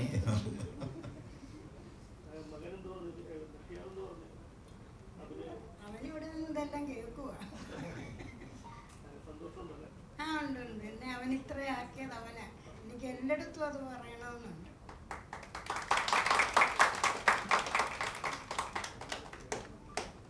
ജഗദീഷ് ചേട്ടാ, ഇപ്പോഴത്തെ ഒരു സിനാരിയോ എന്ന് പറയുന്നത് കൂടുതലായിട്ട് കേരളത്തിൽ ഇൻഫ്ലുവൻസ് ചെയ്യുമെന്ന് വിചാരിക്കുന്നുണ്ടോ? അല്ല, കുറച്ചൊക്കെ ഇൻഫ്ലുവൻസ്ഡ് ആവും, ഇല്ലെന്ന് പറയാൻ പറ്റുന്നില്ല. പക്ഷേ ഇത്തരത്തിലുള്ള സിനിമകൾ, നമ്മുടെ ഈ അഡൽട്ട്സോളി സിനിമകൾ അല്ലെങ്കിൽ ഭയങ്കര വയലന്റ് മൂവീസ് എല്ലാം കുട്ടികൾ കാണാൻ പാടില്ല, ബിലോ ദ ഏജ് ഓഫ് 18 കാണാൻ പാടില്ല എന്ന് സെൻസർ ബോർഡ് വളരെ സ്ട്രിക്റ്റ് ആയിട്ട് പറയുന്നുണ്ട്. എന്നിട്ടും കുട്ടികൾ കാണുന്നുണ്ടെങ്കിൽ അതിൽ നമ്മുടെ പാരൻസിൻ്റെ ഒരു ഉത്തരവാദിത്വം കൂടെ അതിനകത്ത് അവരും കൂടെ ഉണർന്ന് പ്രവർത്തിക്കേണ്ടതായിട്ടുണ്ട്. പിന്നെ നമ്മുടെ വയലൻസിൻ്റെ സ്വാധീനത്തിലാണ് ഇതെല്ലാം ചെയ്യുന്നതെന്ന് നമുക്ക് അങ്ങനെ പറയാൻ പറ്റില്ല. അങ്ങനെ ആ വയലൻസ് എന്ന് പറയുന്നത് നമ്മുടെ ഗെയിംസ് ഉണ്ട്, വീഡിയോ ഗെയിംസ്, ഭയങ്കര വയലൻ്റ് ആയിട്ടുള്ള ഗെയിംസ് ഉണ്ട്. അപ്പോൾ സിനിമയ്ക്ക് അതിൻ്റേതായിട്ടുള്ള ഒരു റോളുണ്ട്. പക്ഷെ സിനിമ മാത്രമാണ് എന്ന് പറയാൻ പറ്റില്ല. സാഹിത്യത്തിനും കലയ്ക്കും എല്ലാം തന്നെ നമുക്ക് ചുറ്റും നടക്കുന്ന കാര്യങ്ങൾ, വേറെ ഒരു സ്ഥലത്ത് നടക്കുന്ന കാര്യങ്ങൾ നമ്മളെ ഇൻഫ്ലുവൻസ് ചെയ്തേക്കാം. അമേരിക്കയിൽ ഒരു വിദ്യാർത്ഥി വന്ന് കൂടെയുള്ള 25-30 വിദ്യാർത്ഥികളെ വെടിവെച്ച് കൊല്ലുന്ന വാർത്ത കണ്ടാൽ തീർച്ചയായിട്ടും ഇവിടുത്തെ ഒരു പയ്യനെ സ്വാധീനിക്കില്ലേ? സിനിമ സ്വാധീനിക്കുന്നത് പോലെ തന്നെ ആ സംഭവം അതിൻ്റെ വിഷ്വൽസും ഒക്കെ കാണുന്നുണ്ട്. നമ്മൾ വിഷ്വൽസ് കാണുന്നത് തന്നെ നമ്മൾ അത് കണ്ട് നമ്മളിപ്പോൾ കണ്ടെന്താ, പിന്നെ നാഷണൽ ജിയോഗ്രഫിക്കിൽ നമ്മൾ കാണുന്നത് ഒരു സിംഹം ഇങ്ങനെ പോയി ഒരു മാൻ ഇങ്ങനെ പിടിക്കുന്നത് കണ്ടു കഴിഞ്ഞാൽ നമ്മുടെ മനസ്സിൽ ഒരു സങ്കടവും വിഷമവും അയ്യോ എന്ന് നമ്മുടെ കണ്ണടച്ചു പോകുന്നു. ചിലരതല്ല, അത് കണ്ടിട്ട് അതാ പിടിക്കുന്ന നോക്കി, മാനെ പിടിക്കുന്ന നോക്കി എന്ന് പറയുന്ന ആവേശത്തോടെ നോക്കുന്ന ആൾക്കാരുണ്ട്. ഈ കാണുന്ന ആൾക്കാരുടെ മനസ്സിൽ ആ വയലൻസ് ഇഷ്ടപ്പെടുന്നവർ തീർച്ചയായിട്ടും ഇതിൽ സ്വാധീനിക്കപ്പെടും. അപ്പോൾ അതുകൊണ്ട് അത്തരം സിനിമകളെക്കാളും തീർച്ചയായിട്ടും കുറച്ചുകൂടെ ഒരു പീസ് ഒക്കെ ഉള്ള സിനിമയായിരിക്കും ജനത്തിന് കൂടുതൽ സ്വീകാര്യമാവുക. പക്ഷേ കാലം മാറുന്നതനുസരിച്ച് നമ്മുടെ OTT-യിലും ഒക്കെ വരുന്ന സിനിമകളൊക്കെ നമ്മളിപ്പോൾ വേണ്ടെന്ന് വെച്ചിരുന്നാൽ തന്നെയും OTT-യിൽ വരുന്ന അന്യഭാഷാ ചിത്രങ്ങൾ, കൊറിയൻ മൂവീസ്, അതിലെല്ലാം വയലൻസ് ഉണ്ടാവും. അത് കണ്ട് യഥാർത്ഥത്തിൽ അങ്ങനെ സ്വാധീനിക്കപ്പെടാൻ പാടില്ല. നമ്മൾ എന്തെങ്കിലും കണ്ടു കഴിഞ്ഞാൽ അതേ വശത്തിൽ നിന്ന് നമ്മൾ നല്ല കാര്യങ്ങൾ എന്തെല്ലാം വരുന്നു. ലഗേരിയ ഹോം മുന്നാഭായ് എന്ന് പറഞ്ഞ പടം ഗാന്ധിസം സ്വീകരിക്കാനാണ് ആവശ്യപ്പെട്ടത്. അതിലെത്ര പേര് സ്വീകരിക്കുന്നു? അപ്പോൾ തിന്മ കണ്ടാൽ മാത്രം ഇൻഫ്ലുവൻസ്ഡ് ആകും, നന്മ കണ്ടാൽ ഒരിക്കലും പ്രേക്ഷകർ ഇൻഫ്ലുവൻസ്ഡ് ആകില്ല എന്ന് പറയാൻ പറ്റൂ. പിന്നെ നടൻ്റെ കാര്യം, ഞാനല്ല ഈ വയലൻസിന് കൂട്ടു നിൽക്കുന്നത്, എൻ്റെ കഥാപാത്രമാണ്. ടോണി ഐസക്ക് കൂട്ടു നിൽക്കുന്നു അക്രമത്തിൻ്റെ. അപ്പോൾ ടോണി ഐസക്കിനെയാണോ പ്രേക്ഷകൻ ഇഷ്ടപ്പെടുന്നത് അതോ ജഗദീഷിനെയാണോ? ജഗദീഷിനെയാണ് ഇഷ്ടപ്പെടണമെങ്കിൽ ജഗദീഷ് ഇതുവരെ വയലൻസിന് വേണ്ടി സംസാരിച്ചിട്ടില്ല. ഒരു സ്കൂളിൽ പോയാലും ഒരു കോളേജിൽ പോയാലും എല്ലാം തന്നെ സ്നേഹത്തിൻ്റെ സന്ദേശമാണ് ഞാൻ വിദ്യാർത്ഥികൾക്ക് കൊടുക്കാൻ ശ്രമിക്കുന്നത്. അപ്പം ജഗദീഷ് കൊടുക്കുന്ന സന്ദേശം തിരസ്കരിച്ചിട്ട് ടോണി ഐസക്ക് കൊടുക്കുന്ന സന്ദേശം സ്വീകരിക്കുന്ന പ്രേക്ഷകർ, അത് തീർച്ചയായിട്ടും ഒരു തർക്ക വിഷയം തന്നെയാണ്. ഇപ്പോൾ ഈ പറഞ്ഞ പോലെ തന്നെ അധ്യാപകരുമാണ്. അപ്പോൾ ഈ കുട്ടികളുടെ ഇടയ്ക്ക് ഇപ്പോൾ ഇങ്ങനൊരു അതായത് സിനിമ ഇൻഫ്ലുവൻസർ ആവാതെ, അതായത് സിനിമയായിട്ട് തന്നെ കാണാനായിട്ട് സ്കൂളുകളിലും അതുപോലെ തന്നെ പാഠ്യപദ്ധതികളും സിലബസുകളും എല്ലാം ചേഞ്ചസ് വരുത്തണം എന്ന് ആഗ്രഹിക്കുന്നില്ലേ? തീർച്ചയായിട്ടും നല്ല കാര്യം തന്നെയാണ്. അതിനെതിരെ മുഖം തിരിക്കേണ്ട കാര്യമില്ല. നമ്മളിപ്പോൾ ഈ ലഹരിയൊക്കെ ഏറ്റവും കൂടുതൽ വിൽക്കപ്പെടുന്നത് എവിടെയാണ്? സ്കൂളുകളുടെയും കോളേജുകളുടെയും അടുത്താണ് ഏറ്റവും കൂടുതൽ വിൽക്കുന്നത്. ചില കടകൾ, ചില കോഡ് ഭാഷകൾ, കൈ ഇങ്ങനെ മുറുകെ പിടിച്ചാൽ ഉണ്ടെന്ന് അർത്ഥം എന്നൊക്കെ പറഞ്ഞിട്ടുള്ള കോഡ് ഭാഷകൾ വരെ ഉണ്ടെന്നാണ് പറയുന്നത്. പിന്നെ ഓപ്പണായിട്ട് തന്നെ കാലം മാറിപ്പോയിരിക്കുന്നു. ഓപ്പണായിട്ട് തന്നെ എന്താ പറയുക, കോളേജ് വിദ്യാർത്ഥിനികൾ തങ്ങൾക്ക് ഇഷ്ടപ്പെട്ട ബ്രാൻഡിനെ കുറിച്ച് ഡിസ്കസ് ചെയ്യുന്ന വീഡിയോ ഞാൻ കണ്ടു. അപ്പോൾ കാലം അങ്ങനെയാണ് പൊയ്ക്കൊണ്ടിരിക്കുന്നത്. അത് ശരിയാണെന്നോ തെറ്റാണെന്നോ പറയാൻ പറ്റും, അത് അവരുടെ അവകാശമാണ്. പുരുഷന്മാർക്ക് മാത്രമേ അങ്ങനെ മദ്യപിക്കാവോ എന്നൊരു ചോദ്യമുണ്ട്. അതേ അവസരത്തിൽ ഇങ്ങനെ ഓപ്പണായിട്ട് മദ്യപാനത്തിനെ പ്രോത്സാഹിപ്പിക്കുന്ന തരത്തിൽ കുറേ വിദ്യാർത്ഥിനികൾ സംസാരിക്കുന്ന കേട്ടപ്പോൾ എനിക്ക് ഷോക്കും സങ്കടവും ഉണ്ടായി. അത് വനിതകളായതുകൊണ്ട്, വിദ്യാർത്ഥിനികളായതുകൊണ്ട് മാത്രമല്ല, വിദ്യാർത്ഥി സമൂഹം ആണായാലും പെണ്ണായാലും എതിർക്കപ്പെടേണ്ടത് തന്നെയാണ്. പക്ഷെ അതിന് സൊസൈറ്റി കൂടുതലൊരു അക്സെപ്റ്റൻസ് ഇങ്ങനെയൊക്കെ കഴിക്കുന്നു എന്ന് പറയുമ്പോൾ അത് വ്യൂ ചെയ്യുന്ന വീഡിയോസ് വ്യൂ ചെയ്യുന്ന ആൾക്കാരുടെ എണ്ണം കൂടുന്നു. അപ്പം മൊത്തത്തിൽ എങ്ങനെയൊക്കെ ഇതിനെ തടസ്സപ്പെടുത്തി അല്ലെങ്കിൽ ഇതിനെ ബ്ലോക്ക് ചെയ്ത് ഇത് ഒഴിവാക്കാനുള്ള എന്തൊക്കെ നീക്കങ്ങൾ ആരൊക്കെ നടത്തിയിരുന്നാലും അതിന് നമ്മളെല്ലാവരും പിന്തുണ രേഖപ്പെടുത്തണം എന്ന് തന്നെയാണ് എൻ്റെ അഭിപ്രായം. കാരണം അലാമിംഗ് റേറ്റിലാണ് ഈ കൊലപാതകമൊക്കെ പോകുന്നത്. ഓരോ ദിവസവും രാവിലെ കാണുന്നത് വെട്ടിക്കൊന്നു എന്നുള്ളതാണ് കാണുന്നത്. അച്ഛൻ മകനെ വെട്ടിക്കൊന്നു, മകൻ അച്ഛനെ വെട്ടിക്കൊന്നു, സംശയത്തിൻ്റെ പേരിൽ കാമുകനെ വെട്ടിക്കൊന്നു, അല്ലെങ്കിൽ ഭാര്യയെ വെട്ടിക്കൊന്നു. അല്ലെങ്കിൽ ഭാര്യയും കുട്ടികളും ചേർന്ന് റെയിൽവേ ട്രാക്കിൽ ആത്മഹത്യ ചെയ്തു. ഇങ്ങനെ ഒരുപാട് കാര്യങ്ങൾ കാണുന്നുണ്ട്. അപ്പം നമുക്ക് ചുറ്റും നടക്കുന്ന കാര്യങ്ങളെക്കുറിച്ച് നമുക്ക് അഹങ്കരിക്കാൻ യാതൊരു നിർവാഹവും ഇല്ല, നമുക്ക് സന്തോഷിക്കാൻ നിർവാഹവും ഇല്ല. നമ്മളെല്ലാവരും കുറച്ച് ഡെസ്പറേറ്റ് ആണ്, ദുഃഖത്തിലാണ്. ഈ നാടിൻ്റെ ഈ കാര്യം ഈ സമയത്ത് തുടർന്ന് പ്രവർത്തിക്കേണ്ടത് തന്നെയാണ്. ഇപ്പോൾ ഭാഗ്യവശാൽ സർക്കാരും പ്രതിപക്ഷവും എല്ലാവരും തന്നെ ഒരു കോമൺ ഫൈറ്റിന് വേണ്ടി, കോമൺ ഈ വാറിന് വേണ്ടി തുടക്കം കുറിച്ചിരിക്കുന്നു എന്നാണ് ഞാൻ മനസ്സിലാക്കുന്നത്. അതിൻ്റെ കൂടെ കലാസമൂഹം നിൽക്കും എന്ന കാര്യത്തിൽ യാതൊരു സംശയമില്ല. കുടുംബ ബന്ധങ്ങളിലെ തകർച്ചയാണ് ഇതിന് ഒരു പ്രധാന കാരണമെന്നാണ് വിദഗ്ധരൊക്കെ പറയുന്നത്. ശാക്തീകരിക്കുന്ന എന്തെങ്കിലും തരത്തിലുള്ള മെസ്സേജുകൾ കൊടുക്കുന്നുണ്ടോ? അങ്ങനെ എന്താ പറയുക, സ്ട്രെയിറ്റ് ആയിട്ടുള്ള ഒരു മെസ്സേജ് കൊടുക്കുന്നില്ല എങ്കിലും വരികൾക്കിടയിൽ വായിച്ചെടുക്കാൻ പറ്റുന്ന കുറച്ച് കാര്യങ്ങളുണ്ട്. കാരണം ഈ പറയുന്ന അച്ഛൻ ജീവിച്ചിരിക്കുമ്പോഴുള്ള അച്ഛന് വേണ്ടി ചെയ്യാൻ കഴിയുന്ന കാര്യങ്ങൾ, അച്ഛന് വേണ്ടി ചെയ്യാൻ കഴിയാത്ത കാര്യങ്ങളെക്കുറിച്ചുള്ള ഒരു പശ്ചാത്താപം അല്ലെങ്കിൽ കുറ്റബോധം, ഇതൊക്കെ ഇതിൻ്റെ ഇടയിൽ ചെറുതായിട്ടെങ്കിലും ചർച്ച ചെയ്ത് പോകുന്നുണ്ട്. നമ്മളിപ്പോൾ ഒരു ജീവിച്ചിരിക്കുമ്പോൾ പലപ്പോഴും അച്ഛനമ്മമാർക്ക് വേണ്ടി ചെയ്യേണ്ട പല കാര്യങ്ങളും ചെയ്തിട്ടില്ല എന്ന കുറ്റബോധം പലരെയും ഹോണ്ട് ചെയ്യുന്നുണ്ട്. അതൊക്കെ ചില കലാസൃഷ്ടിയിലൂടെ, സാഹിത്യ സൃഷ്ടികളിലൂടെ അത് വായിക്കുമ്പോൾ നമ്മുടെ കണ്ണ് നിറയുന്നുണ്ടെങ്കിൽ നമ്മൾ അതിൻ്റെ കൂടെ ആ നമ്മുടെ അനുഭവങ്ങളുമായിട്ട് നമ്മൾ എത്രത്തോളം ചേർന്ന് നിൽക്കുന്നു എന്ന് നമ്മൾ നോക്കാറുണ്ട്. ഈ സിനിമയിലും അത്തരം ചില കാര്യങ്ങൾ ഹാസ്യരൂപേണ നമ്മൾ അവതരിപ്പിക്കുമ്പോൾ അത് നമ്മളെ തന്നെ കുറ്റപ്പെടുത്തുകയാണ്. നിങ്ങൾ എന്നല്ല, നമ്മളെല്ലാവരും കുറ്റക്കാരാണെന്നാണ് ഈ സിനിമ പറയുന്നത്. നമ്മളെല്ലാവരും നമ്മുടെ അച്ഛനമ്മമാരെ സ്നേഹിക്കണം, നമ്മുടെ അച്ഛനമ്മമാരുടെ സ്വത്തിൻ്റെ പിന്നാലെ ഇങ്ങനെ പോകരുത്. അവിടെ എന്ത് ലൈഫ് എന്ന് പറഞ്ഞാൽ അൾട്ടിമേറ്റ് ആയിട്ട് കുടുംബ ബന്ധങ്ങൾക്ക് വലിയ വാല്യൂ ഉണ്ടെന്നുള്ളത് ഈ ചിത്രത്തിൽ പറയാതെ പറഞ്ഞു പോകുന്നുണ്ട്.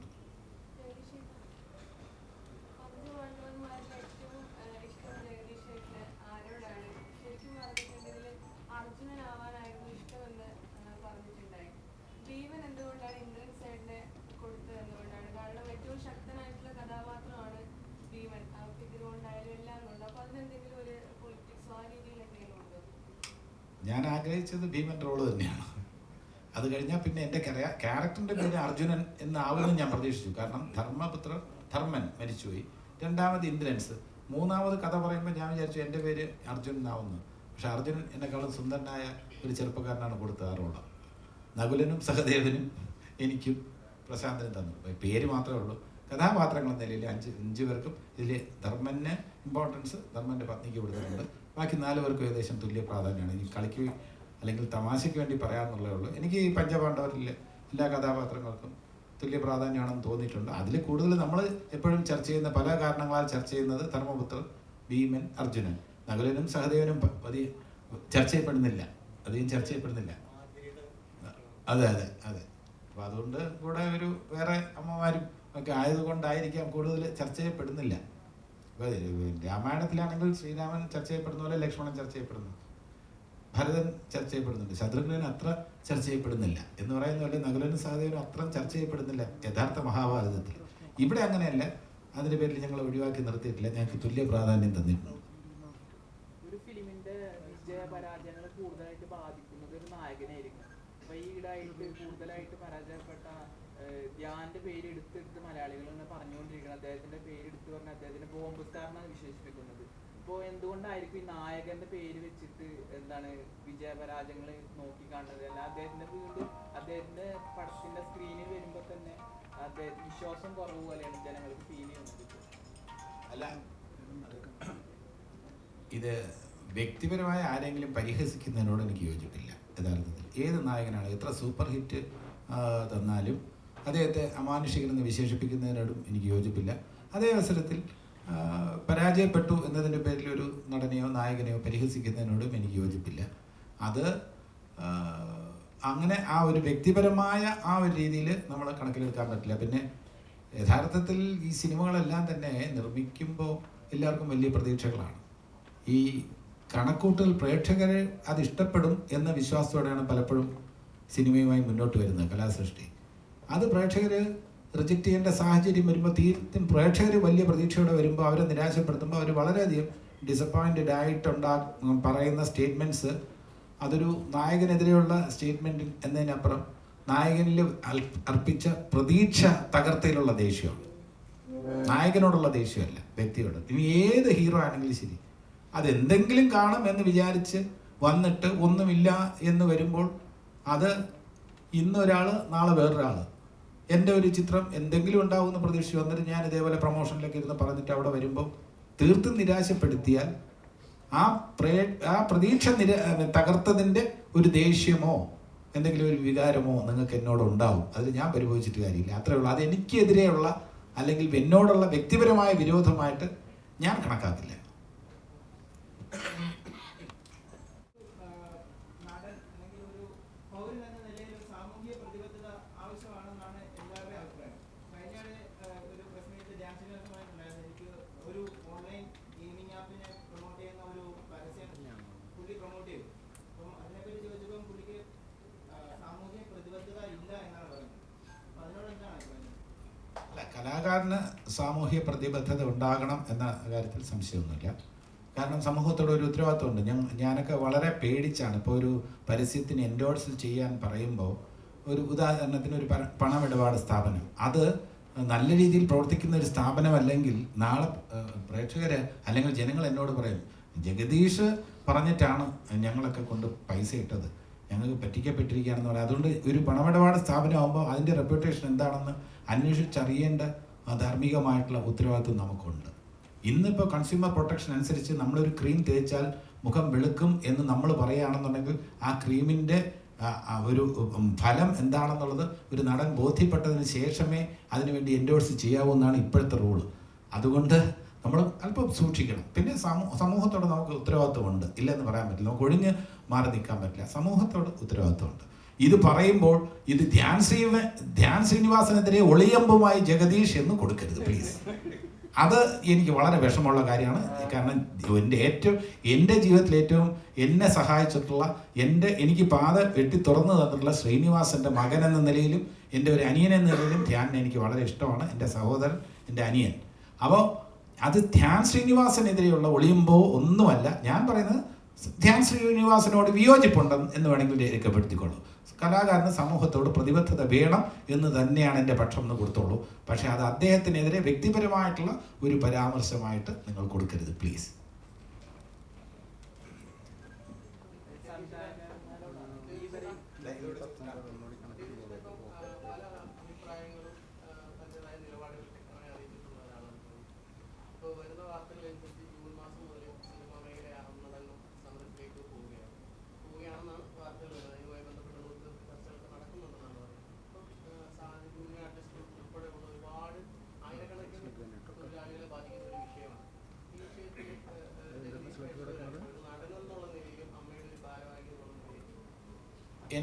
എനിക്ക് കിട്ടിയ അറിവനുസരിച്ച്, അത് എത്രത്തോളം ശരിയാണെന്ന് എനിക്കറിയില്ല, എനിക്ക് കിട്ടിയ അറിവനുസരിച്ച് ഈ സമരം ഉണ്ടാകാനുള്ള സാധ്യത കുറവാണ്. ഒന്ന്, നടീനടന്മാരും പ്രൊഡ്യൂസേഴ്സ് അസോസിയേഷൻ തമ്മിലുള്ള ആ തർക്കം, അതിന് വേണ്ട ചർച്ചകൾ, അനൗപചാരിക ചർച്ചകൾ നടക്കുന്നുണ്ട് ഇപ്പം.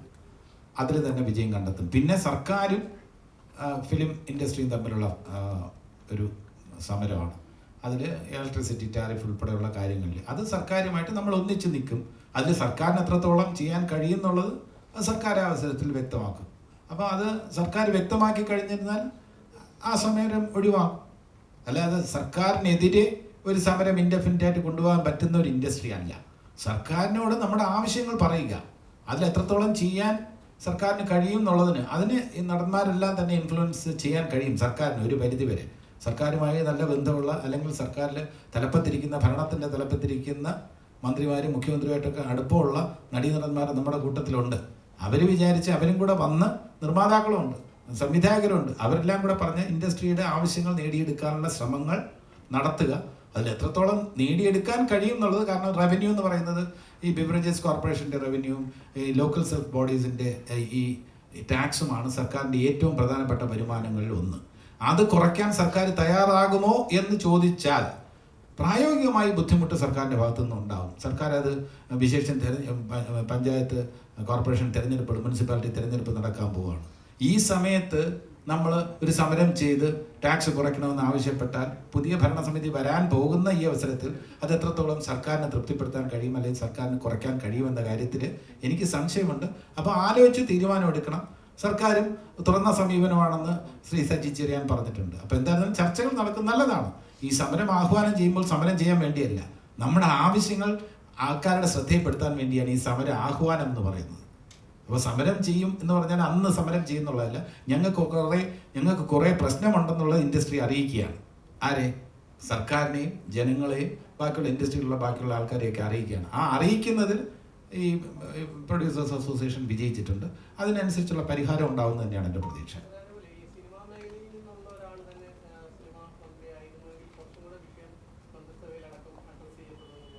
ഇല്ല, അങ്ങനെ സിനിമാ മേഖലയിൽ ഒരാൾ മാത്രമല്ലേ ഉള്ളൂ ഇപ്പോൾ. അപ്പോൾ അതുകൊണ്ട് അങ്ങനെ വേണമെന്നില്ല. യഥാർത്ഥത്തിൽ അതിപ്പോൾ ഏതെങ്കിലും ഒരു രീതിയിൽ അത് എക്സ്പീരിയൻസ് ഉള്ള സിനിമ കൈകാര്യം ചെയ്യാൻ സിനിമയിൽ അഭിനയിച്ച് പരിചയം വേണമെന്നുള്ള അതിനോട് എനിക്ക് യോജിപ്പൊന്നുമില്ല. അല്ലാതെ തന്നെ ഈസിലി സോൾവ് ചെയ്യാൻ കഴിയും. സജി ചെറിയാൻ കോമ്പറ്റൻ്റ് ഇനഫ്, അദ്ദേഹത്തിന് ഇത് സോൾവ് ചെയ്യാനൊക്കെ താല്പര്യമുണ്ട്, അദ്ദേഹത്തിന് കഴിയും തന്നെയാണ് എൻ്റെ വിശ്വാസം. പക്ഷേ ഈ ടാക്സ് ഒക്കെ കുറയ്ക്കുന്നതിൻ്റെ കാര്യത്തിൽ അദ്ദേഹം മാത്രം വിചാരിച്ചാൽ പോരെ. അത് ബാലഗോപാൽ ഫിനാൻസ് മിനിസ്റ്റർ വിചാരിക്കണം, ചീഫ് മിനിസ്റ്റർ വിചാരിക്കണം. അവരെത്രത്തോളം വിചാരിക്കും, അവർക്ക് എത്രത്തോളം വിചാരിക്കാൻ കഴിയും എന്ന കാര്യത്തിൽ പ്രായോഗികമായിട്ട് നമ്മൾ ചിന്തിക്കണം.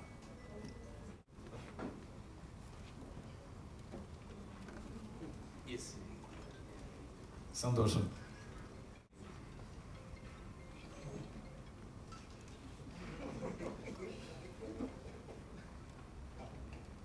വണ്ടിയിലേറ്റാൽ ഭീമനും അല്ലേ? ഭീമനും ഓക്കെ. ഭീമനുമായിട്ടുള്ള എക്സ്പീരിയൻസ് ഇപ്പോൾ ഇന്ദ്രൻസുമായിട്ട് ഇപ്പോൾ ലാസ്റ്റ് രേഖാചിത്രത്തിലാണ് വന്നത്. ഞങ്ങൾ ഒരുമിച്ച് കോമ്പിനേഷൻ ഉണ്ടായിരുന്നു. ഈ സിനിമയിൽ അഭിനയിക്കുമ്പോൾ വളരെ രസകരമായിട്ടുള്ള നിമിഷങ്ങൾ ഒരുപാട് ഞങ്ങളുടെയൊക്കെ മനസ്സിൽ എന്നും ഓർത്ത് ഇല്ലേ കഴിയാനുള്ള കുറേ നല്ല രസകരമായിട്ടുള്ള ഓർമ്മകളുണ്ട്. ഭീമനെക്കുറിച്ചും ഭീമൻ്റെ സാധ്യതകളെക്കുറിച്ചും ഭീമൻ ഒളിപ്പിച്ചു വെച്ചിരിക്കുന്ന രഹസ്യങ്ങളെക്കുറിച്ചും അത് പറയണ്ട. ബാക്കിയുള്ള കാര്യങ്ങൾ ഇന്ദ്രൻസ് സംസാരിക്കും. അതെയോ?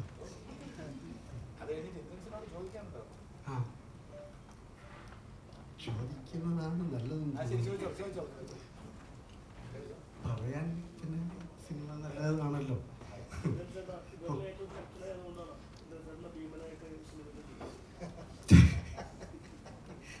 എന്തോ ഒരു ഉൾക്കരുത്ത് എൻ്റെ കണ്ടു കാണും. ഒരു മസിൽ എവിടെയോ. പിന്നെ അവരുടെ മനസ്സിൽ എന്തൊക്കെ ഉണ്ട്, വലിയ ചിന്തകളൊക്കെ ഉള്ള ചെറുപ്പക്കാരാണ് രണ്ടുപേരും ഡയറക്ടർമാർ. അതുകൊണ്ട് തന്നെ അവരുടെ കഥ കേട്ടപ്പോൾ അവർ പറഞ്ഞപ്പോൾ നമുക്ക് തോന്നിയൊരു കൊതി അതൊന്ന് ശകലവും വിട്ടുപോകാതെയും നമ്മളങ്ങനെ കാട് കയറാതെ ഒക്കെ അവർ പിടിച്ചു നിർത്തി അവർ ഉദ്ദേശ സ്ഥലത്തേക്ക് എത്തി. അവർ വളരെ തൃപ്തിയാണ്, നമ്മളും പ്രതീക്ഷയിലാണ്. കേട്ടപ്പോൾ ഉണ്ടായിരുന്ന സുഖമൊക്കെ അഭിനയിച്ചപ്പോഴും കിട്ടി. തമ്മിൽ അത്രയും ഒരു കൂട്ടായിട്ട് പടം തീരുന്നതിന് സഹകരിക്കാൻ പറ്റി. അങ്ങനെ ഒരു നല്ല അനുഭവം ആ സിനിമ തീർന്നപ്പോഴുണ്ടായി.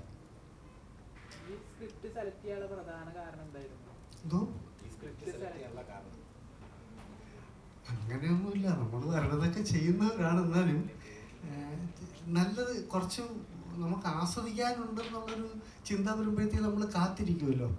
ചില പ്രത്യേക ദിവസങ്ങൾ കാത്തിരിക്കും പോലെ കൊതി തോന്നുന്ന സിനിമകൾ ചെയ്യാൻ കാത്തിരിക്കും. അതിനിടയ്ക്ക് എങ്ങും ഓടാൻ മനസ്സ് വരത്തില്ല. തീരുന്നത് വരെ അവിടെ തന്നെ അതിൻ്റെ കൂടെ ചേർന്ന് നിൽക്കും. അതൊക്കെ ആ സിനിമ കൊതിപ്പിക്കുന്നത് കൊണ്ടാണ്. അങ്ങനെ തോന്നിയതാണ്. ഒരു കാര്യം കൂടെ പറഞ്ഞിട്ട്, എൻ്റെ പ്രൊഡ്യൂസേഴ്സിനെ കുറിച്ച് നമ്മളന്ന് റെഫറൻഡ് ആയിട്ടുണ്ട്. സഞ്ജീവൻ എത്തിയിട്ടുണ്ടായിരുന്നില്ല, എത്തിയിട്ടില്ല. അവരങ്ങനെ പ്രത്യക്ഷപ്പെടാൻ ആഗ്രഹിക്കുന്നില്ല. അവരുടെ മാക്സിമം അവർ നമ്മളുമായിട്ടൊക്കെ സഹകരിച്ച് ഒരു നല്ല ചിത്രം അണിയിച്ചൊരുക്കാൻ വേണ്ടിയുള്ള എല്ലാ രീതിയിലുള്ള സഹകരണം ഫ്രാഗ്രൻറ്റ് മൂവീസ് നടത്തിയിട്ടുണ്ട്. അവരോടുള്ള നന്ദി ഈ എൻ്റയർ ടീമിൻ്റെ പേരിൽ ഞാൻ അറിയിക്കുകയാണ്. അടുത്ത ചോദ്യം തുടരാം.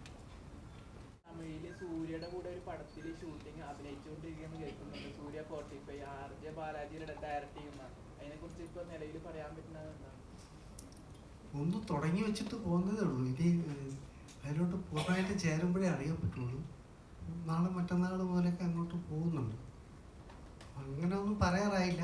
എൻ്റെ അടുത്തൊരു ക്യാരക്ടർ പറഞ്ഞത് ചെയ്യാൻ കൊതി തോന്നുന്നതും അതുപോലെ എൻ്റെ കൊക്കിൽ ഒതുങ്ങുന്നതെന്ന് തോന്നിയത് കൊണ്ട് കമ്മിറ്റ് ചെയ്തതാണ്. അല്ലെങ്കിൽ പേടിയാണ്. മലയാളം അല്ലാതെ ഒരു ഭാഷ കൈകാര്യം ചെയ്യാൻ പേടിയുണ്ട്. പല അവസരങ്ങളും വന്നിട്ടും ചെയ്യാതിരുന്നു. അതുകൊണ്ടാണ് അങ്ങനെ. സൂര്യയുടെ കൂടെ കോമ്പിനേഷൻസ് ഒക്കെ ഉള്ള സിനിമ ആണ്. പോയിട്ടുണ്ടായിരുന്നു? പോയി. എങ്ങനെയുണ്ടായി ഫസ്റ്റ് എക്സ്പീരിയൻസ്? ഭയങ്കര സ്നേഹവും ബഹുമാനവും അച്ചടക്കവും ഒക്കെയാണ്. നമ്മൾ വിചാരിക്കുന്ന പോലെ ഒരു വിരട്ടെന്ന് തോന്നുമെങ്കിൽ അങ്ങനെയൊന്നുമില്ല. എല്ലാവരും ഭയങ്കര പാവമാണ്.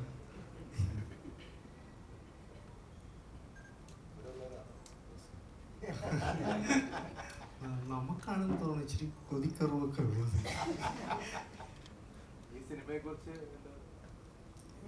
നമുക്ക് നമ്മൾ പ്രതീക്ഷിക്കുന്ന പോലൊരു വിജയമാവണമെന്ന് ആഗ്രഹിക്കുകയും പ്രാർത്ഥിക്കുകയും ചെയ്യുന്നു. കാരണം നമുക്കെല്ലാം അതാണല്ലോ, ഒരു സിനിമ ഒന്ന് ഓടിയെങ്കിലേ അടുത്തതിൻ്റെ ഒരു പ്രചോദനമുള്ളൂ. അതുകൊണ്ട് അങ്ങനെ ഒരു ആഗ്രഹവും കൊണ്ട് എല്ലായിടത്തും അഭ്യർത്ഥിക്കുന്നത് അതാണ്. നല്ല സിനിമകളൊക്കെ ഇപ്പം നന്നായി പോകുന്നുണ്ട്. അപ്പോൾ ആ ഒരു വിശ്വാസമുണ്ട് മനസ്സിൽ, നല്ലതാണെങ്കിൽ അതെല്ലാവരും സ്വീകരിക്കുന്നൊരു വിശ്വാസം. അപ്പോൾ എല്ലാവരിലും എത്തിക്കാൻ വേണ്ടിയിട്ട് നിങ്ങളൊക്കെ കൂടെ ഉള്ളപ്പോൾ ഒരു വലിയ സന്തോഷം.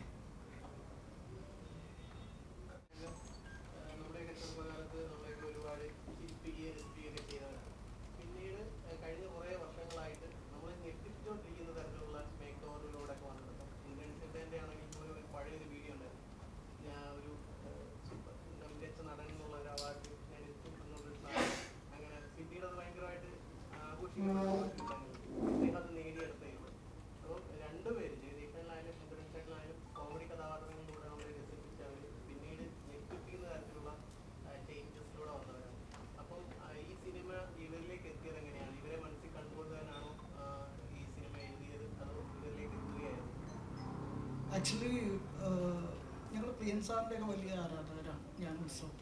അപ്പോൾ ഇങ്ങനത്തെ സിനിമയുടെ കഥ ആലോചിക്കുന്ന സമയത്ത് പഴയ കാലഘട്ടത്തെ ആക്ടേഴ്സിനെ വെച്ചിട്ടാണ് ഞങ്ങൾ ഇതിൻ്റെ റൈറ്റിങ് അല്ലേ പറഞ്ഞത്. അതിലിപ്പോൾ പപ്പു സാറ് ബാക്കി ഉത്സവം പറയും. എനിക്ക് ഈ പറയുമ്പോൾ ഒരുപാട് സംസാരിക്കാൻ അറിയത്തില്ല. ജഗദീഷ് ഏട്ടനായാലും ഇന്ദ്രൻ ചേട്ടനായാലും ഞങ്ങൾ കാണണമെന്ന് ആഗ്രഹിക്കുന്ന ഒരു ജഗദീഷ് ഏട്ടനെയും ഇന്ദ്രൻ ചേട്ടനെയാണ് ഈ പടത്തിൽ ഞങ്ങൾ കൊണ്ടുവന്നേക്കുന്നത്. ആ ഒരു മീറ്റർ പിടിച്ചിട്ടാണ്. അപ്പോൾ ജഗദീഷ് ഏട്ടൻ ചില സമയത്ത് ചോദിക്കാറുണ്ട് ഇതേപോലെ, ഇത് മതിയോ, ഇനി ഞാൻ തരാം എന്നൊക്കെ പറയാറുണ്ട്. പക്ഷെ ഞങ്ങൾക്ക് ഇപ്പം നമ്മൾ 90s തൊട്ട് നമ്മൾ TV-യിലൊക്കെ ഇരുന്ന് കാണുന്ന ഒരു ജഗദീഷ് ഏട്ടനുണ്ട്, ഇന്ദ്രൻ ചേട്ടനുണ്ട്. അവരുടെ ആ ഒരു ഫ്ലേവർ പിടിച്ചിട്ടാണ് ഈ പടം ചെയ്തേക്കുന്നത്. ഈ സിനിമയുടെ കാര്യം പറഞ്ഞല്ലോ, നാരായണിയുടെ 3 മക്കളുടെ കാര്യം പറഞ്ഞ പോലെ നമ്മളൊരു കഥ പറയുന്നു എന്നുള്ളതിനപ്പുറം എങ്ങനെ ഒരു കഥ പറയാം എന്നുള്ളതാണ് നമ്മൾ ആലോചിക്കുന്നത്. അപ്പോൾ അതുകൊണ്ട് തന്നെ നമ്മൾ കണ്ടു മറന്ന 90കളിലെ സിനിമകളുണ്ട്. അതിൻ്റെ ഒരു അനുഭവം ഈ കാലഘട്ടത്തിൽ കൊണ്ടുവരാൻ പറ്റിയാൽ വളരെ നല്ലതാണ്. ഞങ്ങൾ അങ്ങനത്തെ ഒരു ജഗദീഷ് ചേട്ടനെയും അങ്ങനത്തെ ഒരു ഇന്ദ്രൻ ചേട്ടനെയും കണ്ടിട്ട് ഒരുപാട് കാലമായി. അത് നമ്മൾ ഇൻറ്റൻഷ്യലി ഈ പടത്തിൽ ചെയ്യാൻ ശ്രമിച്ചിട്ടുണ്ട്. അതിനൊക്കെ ഈ പടത്തിൽ കാണാൻ പറ്റും എന്ന് ഞങ്ങൾ വിശ്വസിക്കുന്നു. ആക്ച്വലി ഈ പടത്തിൽ ഒരാൾ മിസ്സുണ്ട്, ജയതി ശ്രീകുമാർ സാർ. സാർ ഉണ്ടായിരുന്നെങ്കിൽ എന്തായാലും സാർ ഈ പടത്തിലുണ്ടാവുമായിരുന്നു.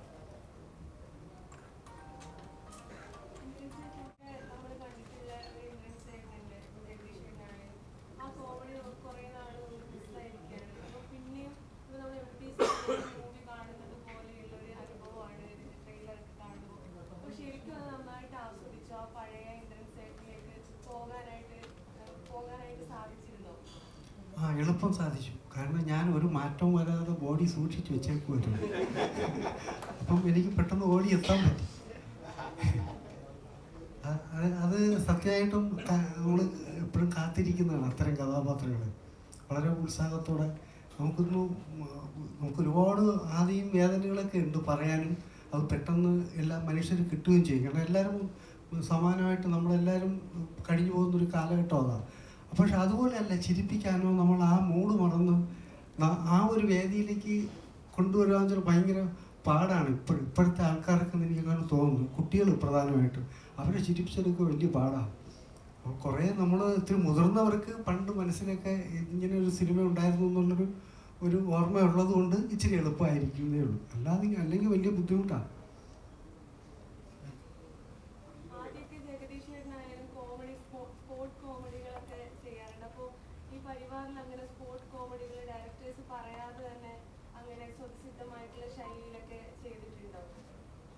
അപൂർവം സിറ്റുവേഷൻസിൽ മാത്രം. ഇതിനകത്ത് ഒരു സംഭവം, ഒരു മാനറിസം പോലെ ഒരു സംഭവം ഞങ്ങൾ ആലോചിച്ചിട്ട് ഈ മനസ്സിലായില്ലേ എന്ന് ചോദിക്കുന്ന ഒരു ശൈലിയുണ്ട്.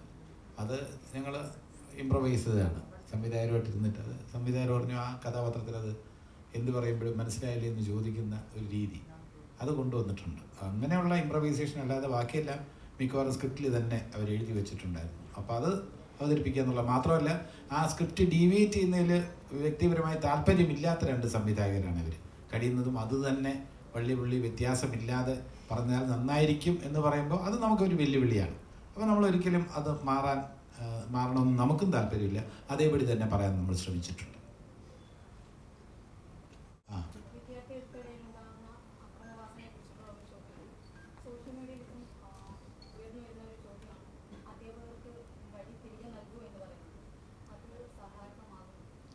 അല്ല, ഈ അധ്യാപകർക്ക് വടി കൊടുത്താൽ വീണ്ടും ഇഷ്യൂസ് ഉണ്ടാവും. കാരണം വെച്ചാൽ വടിയെടുത്ത് അടിക്കേണ്ട കാര്യമില്ല എന്ന് പറയുന്ന രക്ഷകർത്താക്കളുണ്ട്, ഒരു മൈനോറിറ്റി ആണെങ്കിൽ പോലും. ഞാൻ ഒരു രക്ഷകർത്താവ് എന്ന നിലയിൽ എൻ്റെ വിദ്യാർത്ഥിയെ, എൻ്റെ മകളെ അടിക്കുന്നതിനോട് എനിക്ക് വിയോജിപ്പില്ല. ഒരു ചൂരിലെടുത്ത് 2 അടി കൊടുക്കുന്നതിനോട് ഞാൻ ഒന്നുകൂടെ പറയാതെ, ഒരു രക്ഷകർത്താവ് എന്ന നിലയിൽ എൻ്റെ മകളെ ഒരു അധ്യാപകൻ അടിക്കുകയാണെന്നുണ്ടെങ്കിൽ അതിനോട് എനിക്ക് വിയോജിപ്പില്ല. പക്ഷേ അത് മാത്രമാണ് വഴി എന്ന് പറയാൻ പാടില്ല.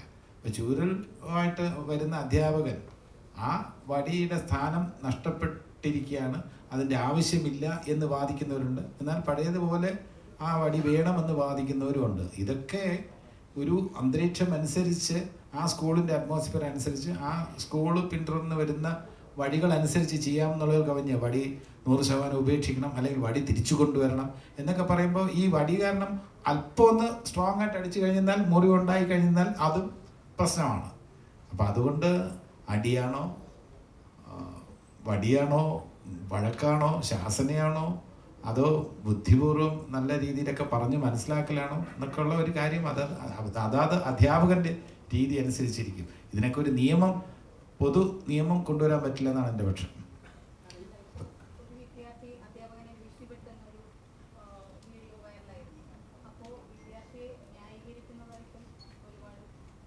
അതൊരിക്കലും ന്യായീകരിക്കാൻ പാടില്ല.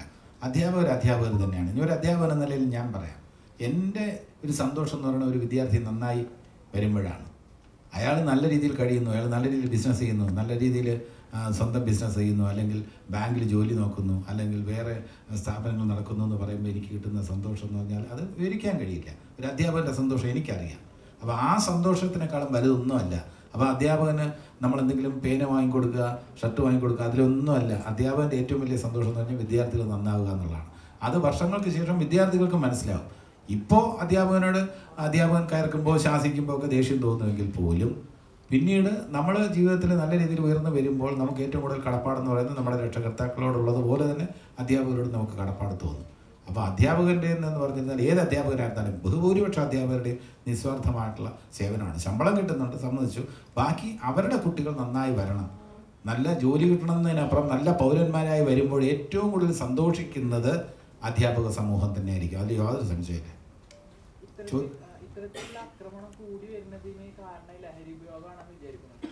അല്ല, ലഹരി വലിയ സ്വാധീനം ചെലുത്തുന്നുണ്ട്, യാതൊരു സംശയമില്ല. ലഹരി എന്ന് പറയുമ്പോൾ ഈ മനുഷ്യൻ്റെ മനസാക്ഷി മരവിക്കുന്ന തരത്തിലുള്ള ചിന്തകൾ കൂടുതൽ വരുന്നത് ലഹരിയുടെ ഇൻഫ്ലുവൻസിലാണ്. അതിൽ യാതൊരു സംശയമില്ല.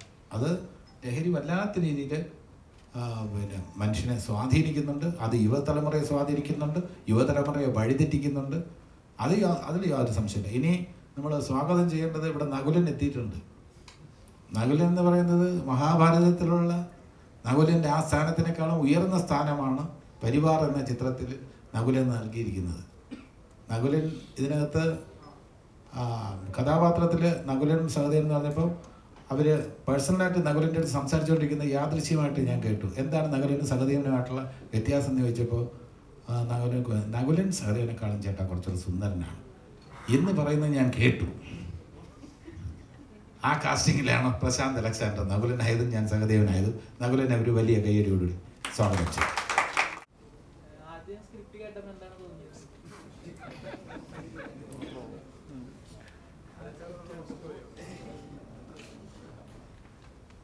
ആദ്യം സ്ക്രിപ്റ്റ് കേട്ടപ്പം ഏറെക്കാലമായി സിനിമയിൽ പറഞ്ഞിട്ടില്ലാത്ത ഒരു പ്രതലത്തിൽ നിന്നുകൊണ്ട് പറയുന്ന രസകരമായ ഒരു കഥയായിട്ടാണ് തോന്നുന്നത്. കൂടുതൽ എന്തെങ്കിലും തോന്നണമായിരുന്നോ? സാധാരണ കവിഞ്ഞ ഒരു അഭിനയ കാണിക്കാനുള്ള ഒരു കഥയുണ്ടെന്ന് തോന്നിയോ? ഇല്ല, അങ്ങനത്തെ ഒരു സിനിമയല്ല ഇത്. മൊത്തത്തിൽ ഇപ്പോൾ ഒരാളെ കോൺസെൻട്രേറ്റ് ചെയ്ത് ഒരാളുടെ അഭിനയപാഠം മൊത്തം പുറത്തെടുത്ത് അങ്ങനെ വരുന്നത് ഒരു സിനിമയല്ല. ഒരു കൂട്ടക്കളിയാണ്. അതിൽ ഇന്ദ്രൻ ചേട്ടനും ജഗദീഷ് ചേട്ടനും ഞാനും പിന്നെ ഇവിടെ നിൽക്കുന്ന എല്ലാവർക്കും അവരവരുടേതായിട്ടുള്ള ഭാഗങ്ങൾ ഇതിനകത്ത് ചെയ്യാനുണ്ട്. ഓരോ ഡിപ്പാർട്ട്മെൻറ്റിനും ഇതിനകത്ത് കോൺട്രിബ്യൂട്ട് ചെയ്യാനുണ്ട്. ക്യാരക്ടേഴ്സ് വളരെ സിൻസിയറായിട്ട് അവരുടെ ജോലി ചെയ്താൽ അത് നന്നാവും. മ്യൂസിക് അതിനെ കോംപ്ലിമെൻ്റ് ചെയ്യും. ആർട്ട് ഡയറക്ഷൻ അതിനെ കോംപ്ലിമെൻ്റ് ചെയ്യും. അങ്ങനെ എല്ലാം കോംപ്ലിമെൻ്റ് ചെയ്ത് വരുമ്പോൾ കാണുന്ന ഒരു രസവും ഭംഗിയുമാണ് ഈ സിനിമയെ ആസ്വാദികരമാക്കുന്നത്. അപ്പോൾ എല്ലാത്തിനും ഉപരി ഡയറക്ടേഴ്സിൻ്റെ വിഷനാണ് പരിവാർ എന്ന് പറഞ്ഞ സിനിമയുടെ രസം. ചെറിയൊരു ക്യാരക്ടറാണ് ട്രailer കാണുമ്പോൾ ഇപ്പോൾ ജഗദീഷ് ചേട്ടനും ഇന്ദ്രൻ ചേട്ടനൊക്കെ ഉണ്ടെങ്കിൽ അത്രയും പ്രാധാന്യമുള്ളൊരു കഥാപാത്രങ്ങളൊക്കെ എല്ലാവരും ആ ഒരു എക്സ്പീരിയൻസ് തിങ്കളാഴ്ച നിശ്ചയത്തിൽ പ്രാധാന്യമുള്ളൊരു കഥാപാത്രം തന്നെയായിരുന്നു. പ്രണയവിലാസത്തിൽ ഫസ്റ്റ് ഹാഫിൽ മാത്രം. എനിക്ക് അഭിനയത്തോട് ഭയങ്കര ഇഷ്ടമാണ്. ഭയങ്കര പാഷനായിട്ട് അഭിനയത്തെ കാണുന്ന ഒരാളാണ്. ഒരു പ്രൊഫഷൻ എന്നതിൽ ഉപരി എനിക്ക് നല്ലൊരു ആക്ട്രസ് എന്നുള്ള രീതിയിൽ അറിയപ്പെടുന്നതാണ് ആഗ്രഹം. ഇപ്പോൾ പ്രണയവിലാസം കഴിഞ്ഞിട്ട് 2 വർഷം ഗ്യാപ്പ് വന്നതും അതാണ്. വരുന്ന സിനിമകളൊക്കെ ചെയ്തിട്ട് ഫീൽഡ് ഔട്ട് ആവുന്നതിനേക്കാൾ നല്ല സിനിമ ചെയ്തിട്ട് ഫീൽഡ് ഔട്ട് ആവാം എന്ന് വിചാരിച്ചിട്ടാണ്. കാരണം സിനിമയിൽ നിലനിൽപ്പ് നമുക്കിപ്പം പ്രെഡിക്റ്റ് ചെയ്യാൻ പറ്റില്ലല്ലോ. അപ്പോൾ ആ ഒരു 2 വർഷം നല്ലൊരു സ്ക്രിപ്റ്റിന് വേണ്ടിയിട്ടുള്ളൊരു കാത്തിരിപ്പായിരുന്നു. ഇതിൽ നിഷ എന്നുള്ള കഥാപാത്രമാണ്, നകുലൻ്റെ ഭാര്യയാണ്. നല്ല കഥാപാത്രമാണ്, നല്ല ഒരു പെർഫോം ചെയ്യാൻ സ്പേസ് ഉള്ളൊരു കഥാപാത്രമാണ്. അപ്പോൾ അത് ഏൽപ്പിച്ചതിന് ഫഹദിനോടും ഉത്സവനോടും വലിയ കടപ്പാടുണ്ട്.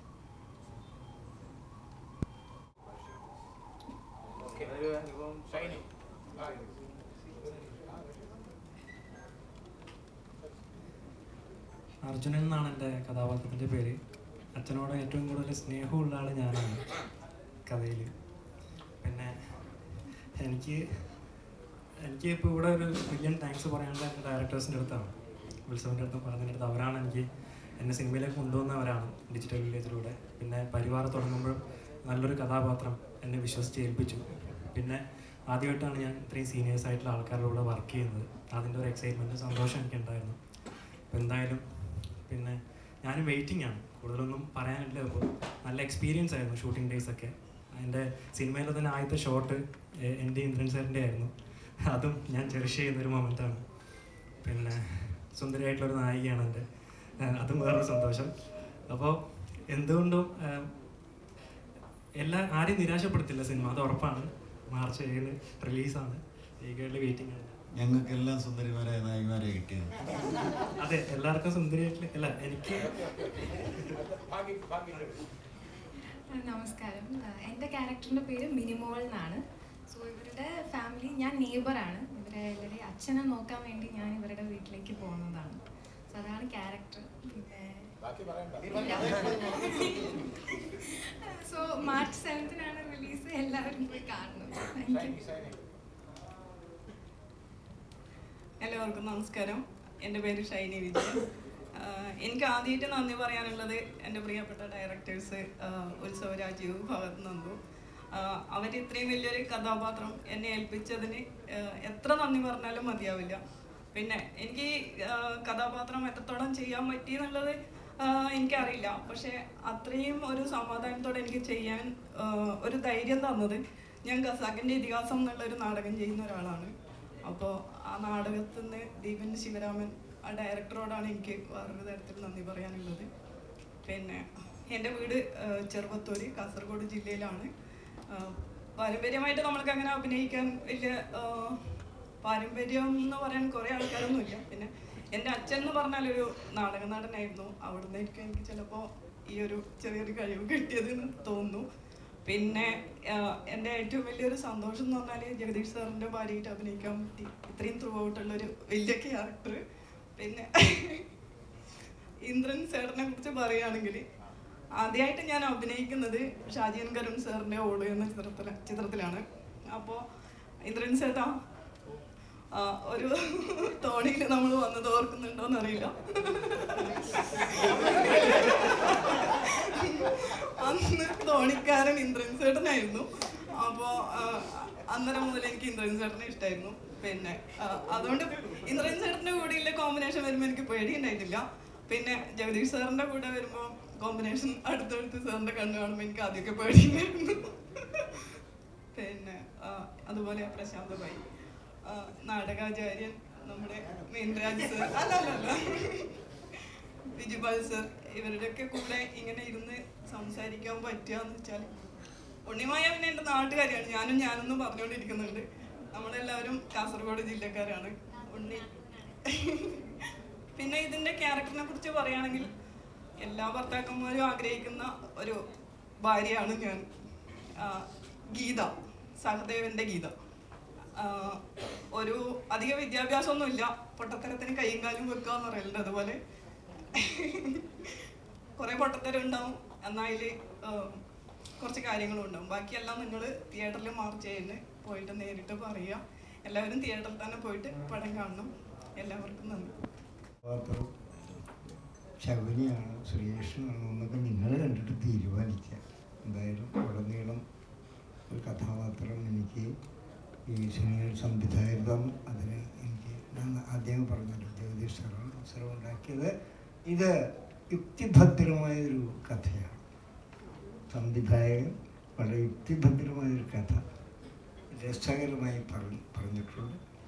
ഇത് ശരിക്കും പറഞ്ഞാൽ നമ്മുടെ ലോക ആരംഭം മുതൽ അവസാനം വരെ നിൽക്കുന്നൊരു വിഷയം ഇതിൻ്റെ അകത്തുണ്ട്. അപ്പോൾ ഇതൊരു കണ്ടിരിക്കേണ്ട വിഷയമാണ്. നിങ്ങൾ കാണുമ്പോൾ നിങ്ങൾക്ക് മനസ്സിലാവും. ഒന്നുകിൽ നിങ്ങളുടെ വീട്ടിൽ ഇത് സംഭവിച്ചിട്ടുണ്ടാവും, അല്ലെങ്കിൽ അയലത്തെ വീട്ടിൽ സംഭവിച്ചിട്ടുണ്ടാവും, ഇതല്ലെങ്കിൽ നിങ്ങളുടെ പരിചയത്തിൻ്റെ കാരുടെ വീട്ടിൽ സംഭവിച്ചിട്ടുണ്ടാവും. അപ്പോൾ ഇത് എല്ലാവരും തിയേറ്ററിൽ വന്ന് കാണണം. മിടുക്കന്മാരായ നമ്മുടെ സംവിധായകർ ആണെന്ന് തന്നെയാണ് എൻ്റെ ഈ സിനിമ ഷൂട്ട് ചെയ്ത് ഡബ് ചെയ്ത് അതൊക്കെ കണ്ടപ്പോൾ എനിക്ക് തോന്നുന്നു മിടുക്കന്മാരാണ്. പിന്നെ ബിജുപാൽ സാറിൻ്റെ സംഗീതം ഞാൻ ഇപ്പോഴാണ് കേട്ടത്, കാരണം അത് ഡബിങ് സമയത്ത് ഉണ്ടായില്ല. എന്തായാലും ഇപ്പോൾ പാട്ട് കേട്ടപ്പോൾ അത് മൂളാൻ എനിക്ക് തോന്നി.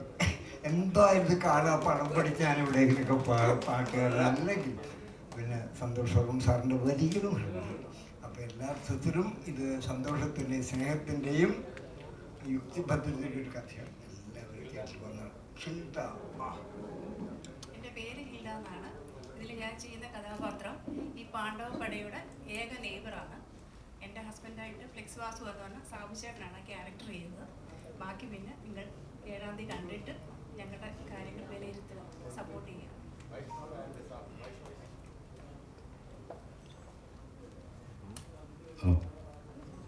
എൻ്റെ പേര് സാബു എന്നാണ്. ഞാൻ തിരുവനന്തപുരത്തുകാരനാണ്. ഈ സിനിമയിൽ 2 കുടുംബങ്ങളെ പറ്റി പറയുന്ന ഒരു കഥയാണ്. അതിൽ പ്രധാന കുടുംബം എന്ന് പറയുന്നത് പാണ്ഡവന്മാരുടെ കുടുംബവും അതിനടുത്ത് താമസിക്കുന്ന ഫ്ലെക്സ് വാസുവിൻ്റെ കുടുംബമാണ്. അപ്പം എൻ്റെ മകളാണ് ഇതിലെ നായിക അവരുടെ വീട്ടിൽ സുഖമില്ലാതെ നടക്കുന്ന അച്ഛനെ പരിചരിക്കാൻ പോകുന്നു. അതിൻ്റെ കൂടെ അവിടെ ഒരു കള്ളക്കളിയും കൂടി പുള്ളിക്കാരിക്കുണ്ട്. അങ്ങനെയൊക്കെയാണ്. അപ്പോൾ ഇതിൽ ശരിക്കും ഇതിൽ പോസ്റ്ററിലൊക്കെ ആദ്യമായിട്ടാണ് എൻ്റെ ഫോട്ടോ വരുന്നത്. അപ്പോൾ നമ്മളെ പ്രമോദ് വെളിയനാട് ചേട്ടൻ വിളിച്ചിട്ട് പുതിയ അദ്ദേഹത്തിന് നാടക അവാർഡ് കിട്ടി. അപ്പോൾ അതിന് കൺഗ്രാറ്റ്സ് പറയാൻ വേണ്ടി വിളിച്ചപ്പോഴേ സാബുവേ എല്ലാവരും എന്നെ വിളിച്ച് കൺഗ്രാറ്റുലേഷൻ പറയുന്നുണ്ട് പോസ്റ്ററിൽ വന്നതിന്. ഞാൻ എൻ്റെ അടുത്തും പറയുന്നുണ്ട് പ്രമോദ് വെളിയനാട് നിൽക്കണം, നീ എവിടെയാണ് നിൽക്കുന്നതെന്നായിരുന്നു. ഞാനതിൽ വലിയ താടിയൊക്കെ വെച്ചിട്ട് മുട്ടയൊക്കെ അടിച്ച് നിൽക്കുന്ന ഒരു രൂപമാണ് ഇതിൽ. അതുകൊണ്ട് പെട്ടെന്ന് തിരിച്ചറിയാൻ പറ്റാത്ത രീതിയാണ്. പിന്നെ ഇതിൽ ഓഡിഷൻ വന്ന സമയം തൊട്ട് എനിക്ക് ഈ കഥാപാത്രം ചെയ്യാൻ പറ്റും എന്ന് വിചാരിച്ച് ഈ നമ്മുടെ ഡയറക്ടർമാർ തിരഞ്ഞെടുത്തു. എന്നാലും ഒരു സമയം എൻ്റെ കയ്യിൽ നിന്ന് പോകുമെന്ന് തോന്നി. അത്രയ്ക്ക് വലിയൊരു ക്യാരക്ടറാണ് ഞാൻ ചെയ്യുന്നത്. പിന്നെ നമ്മുടെ ജഗദീഷേട്ടനും പ്രശാന്ത് അലക്സാണ്ടറും വളരെയധികം സഹായിച്ചു. ഇന്ദ്രൻ ചേട്ടനെ ഞാനൊരു 3ാമത്തെ പടമാണെന്ന് തോന്നുന്നു ചെയ്യുന്നത്. ഇന്ദ്രൻ ചേട്ടന് ചെറിയ ട്രിക്കുകളൊക്കെ മാറിയൊക്കെ പറഞ്ഞിരുന്നു, അങ്ങനെയും കൂടി ചെയ്തു നോക്ക്, നീ ഇങ്ങനെ ഒന്ന് മുഖം പിടിച്ചോക്കെ ഇതൊക്കെ പറഞ്ഞിരുന്നുണ്ട്. അതൊക്കെ വളരെ സഹായി. അതുകൊണ്ട് ഈ കഥാപാത്രം പൂർണ്ണമായിട്ട് എനിക്ക് നല്ല രീതിയിൽ ചെയ്യാൻ പറ്റുമെന്ന് തോന്നുന്നു. മാർച്ച് 7-ന് നിങ്ങളും കുടുംബാംഗങ്ങളും സുഹൃത്തുക്കളും എല്ലാവരും ഈ പടം കണ്ട് ഞങ്ങളെ അനുഗ്രഹിക്കണമെന്ന് പറയുന്നു. ഓക്കെ പറഞ്ഞ പോലെ ഏറ്റവും കൂടുതൽ നന്ദി പറയാനുള്ളത് ഞങ്ങളുടെ രണ്ട് സംവിധായകരോട് തന്നെയാണ്. ഇവരുടെ ഡിജിറ്റൽ വില്ലേജ് പറഞ്ഞ സിനിമയിൽ ഞാനും ഋഷിട്ടും ഞങ്ങൾ 3 നായകന്മാരായിരുന്നു. അതിൽ ഒരു ത്രൂ ഔട്ട് ക്യാരക്ടറായിരുന്നു ഞങ്ങൾ 3 പേരും. ഞങ്ങളുടെ കൂടെ ഒരു ഫ്രണ്ട് കൂടി ഉണ്ട്, അമൃത് എന്നാണ് പേര്. അവനിപ്പം പുറത്താണ്. അപ്പം ഈ സിനിമയിൽ ക്യാരക്ടറിൻ്റെ പേര് അശോകൻ എന്നാണ്. അപ്പോൾ ഈ പഞ്ചപാണ്ഡവരിൽ മൂത്തവനായ ധർമ്മപുത്രയുടെ മകനാണ്. അപ്പം പാണ്ഡവഭൂമിയിൽ ഒരു അശോകൻ എന്ന് പറഞ്ഞൊരു ക്യാരക്ടറായിട്ടാണ്. അപ്പം സെക്കൻഡ് ഹാഫോട്ട് ത്രൂ ഔട്ട് ക്യാരക്ടറാണ്. അപ്പം ഒരു നല്ല എക്സ്പീരിയൻസ് ആയിരുന്നു. എന്തൊക്കെയും ഈ സീനിയേഴ്സിൻ്റെ കൂടെയൊക്കെ ചെയ്യുമ്പോൾ ഭയങ്കര സന്തോഷം. ബാക്കിയെല്ലാം നിങ്ങൾ മാർച്ച് ചെയ്യുന്ന തിയേറ്ററിൽ പോയിട്ട് തന്നെ കാണാം. Thank you.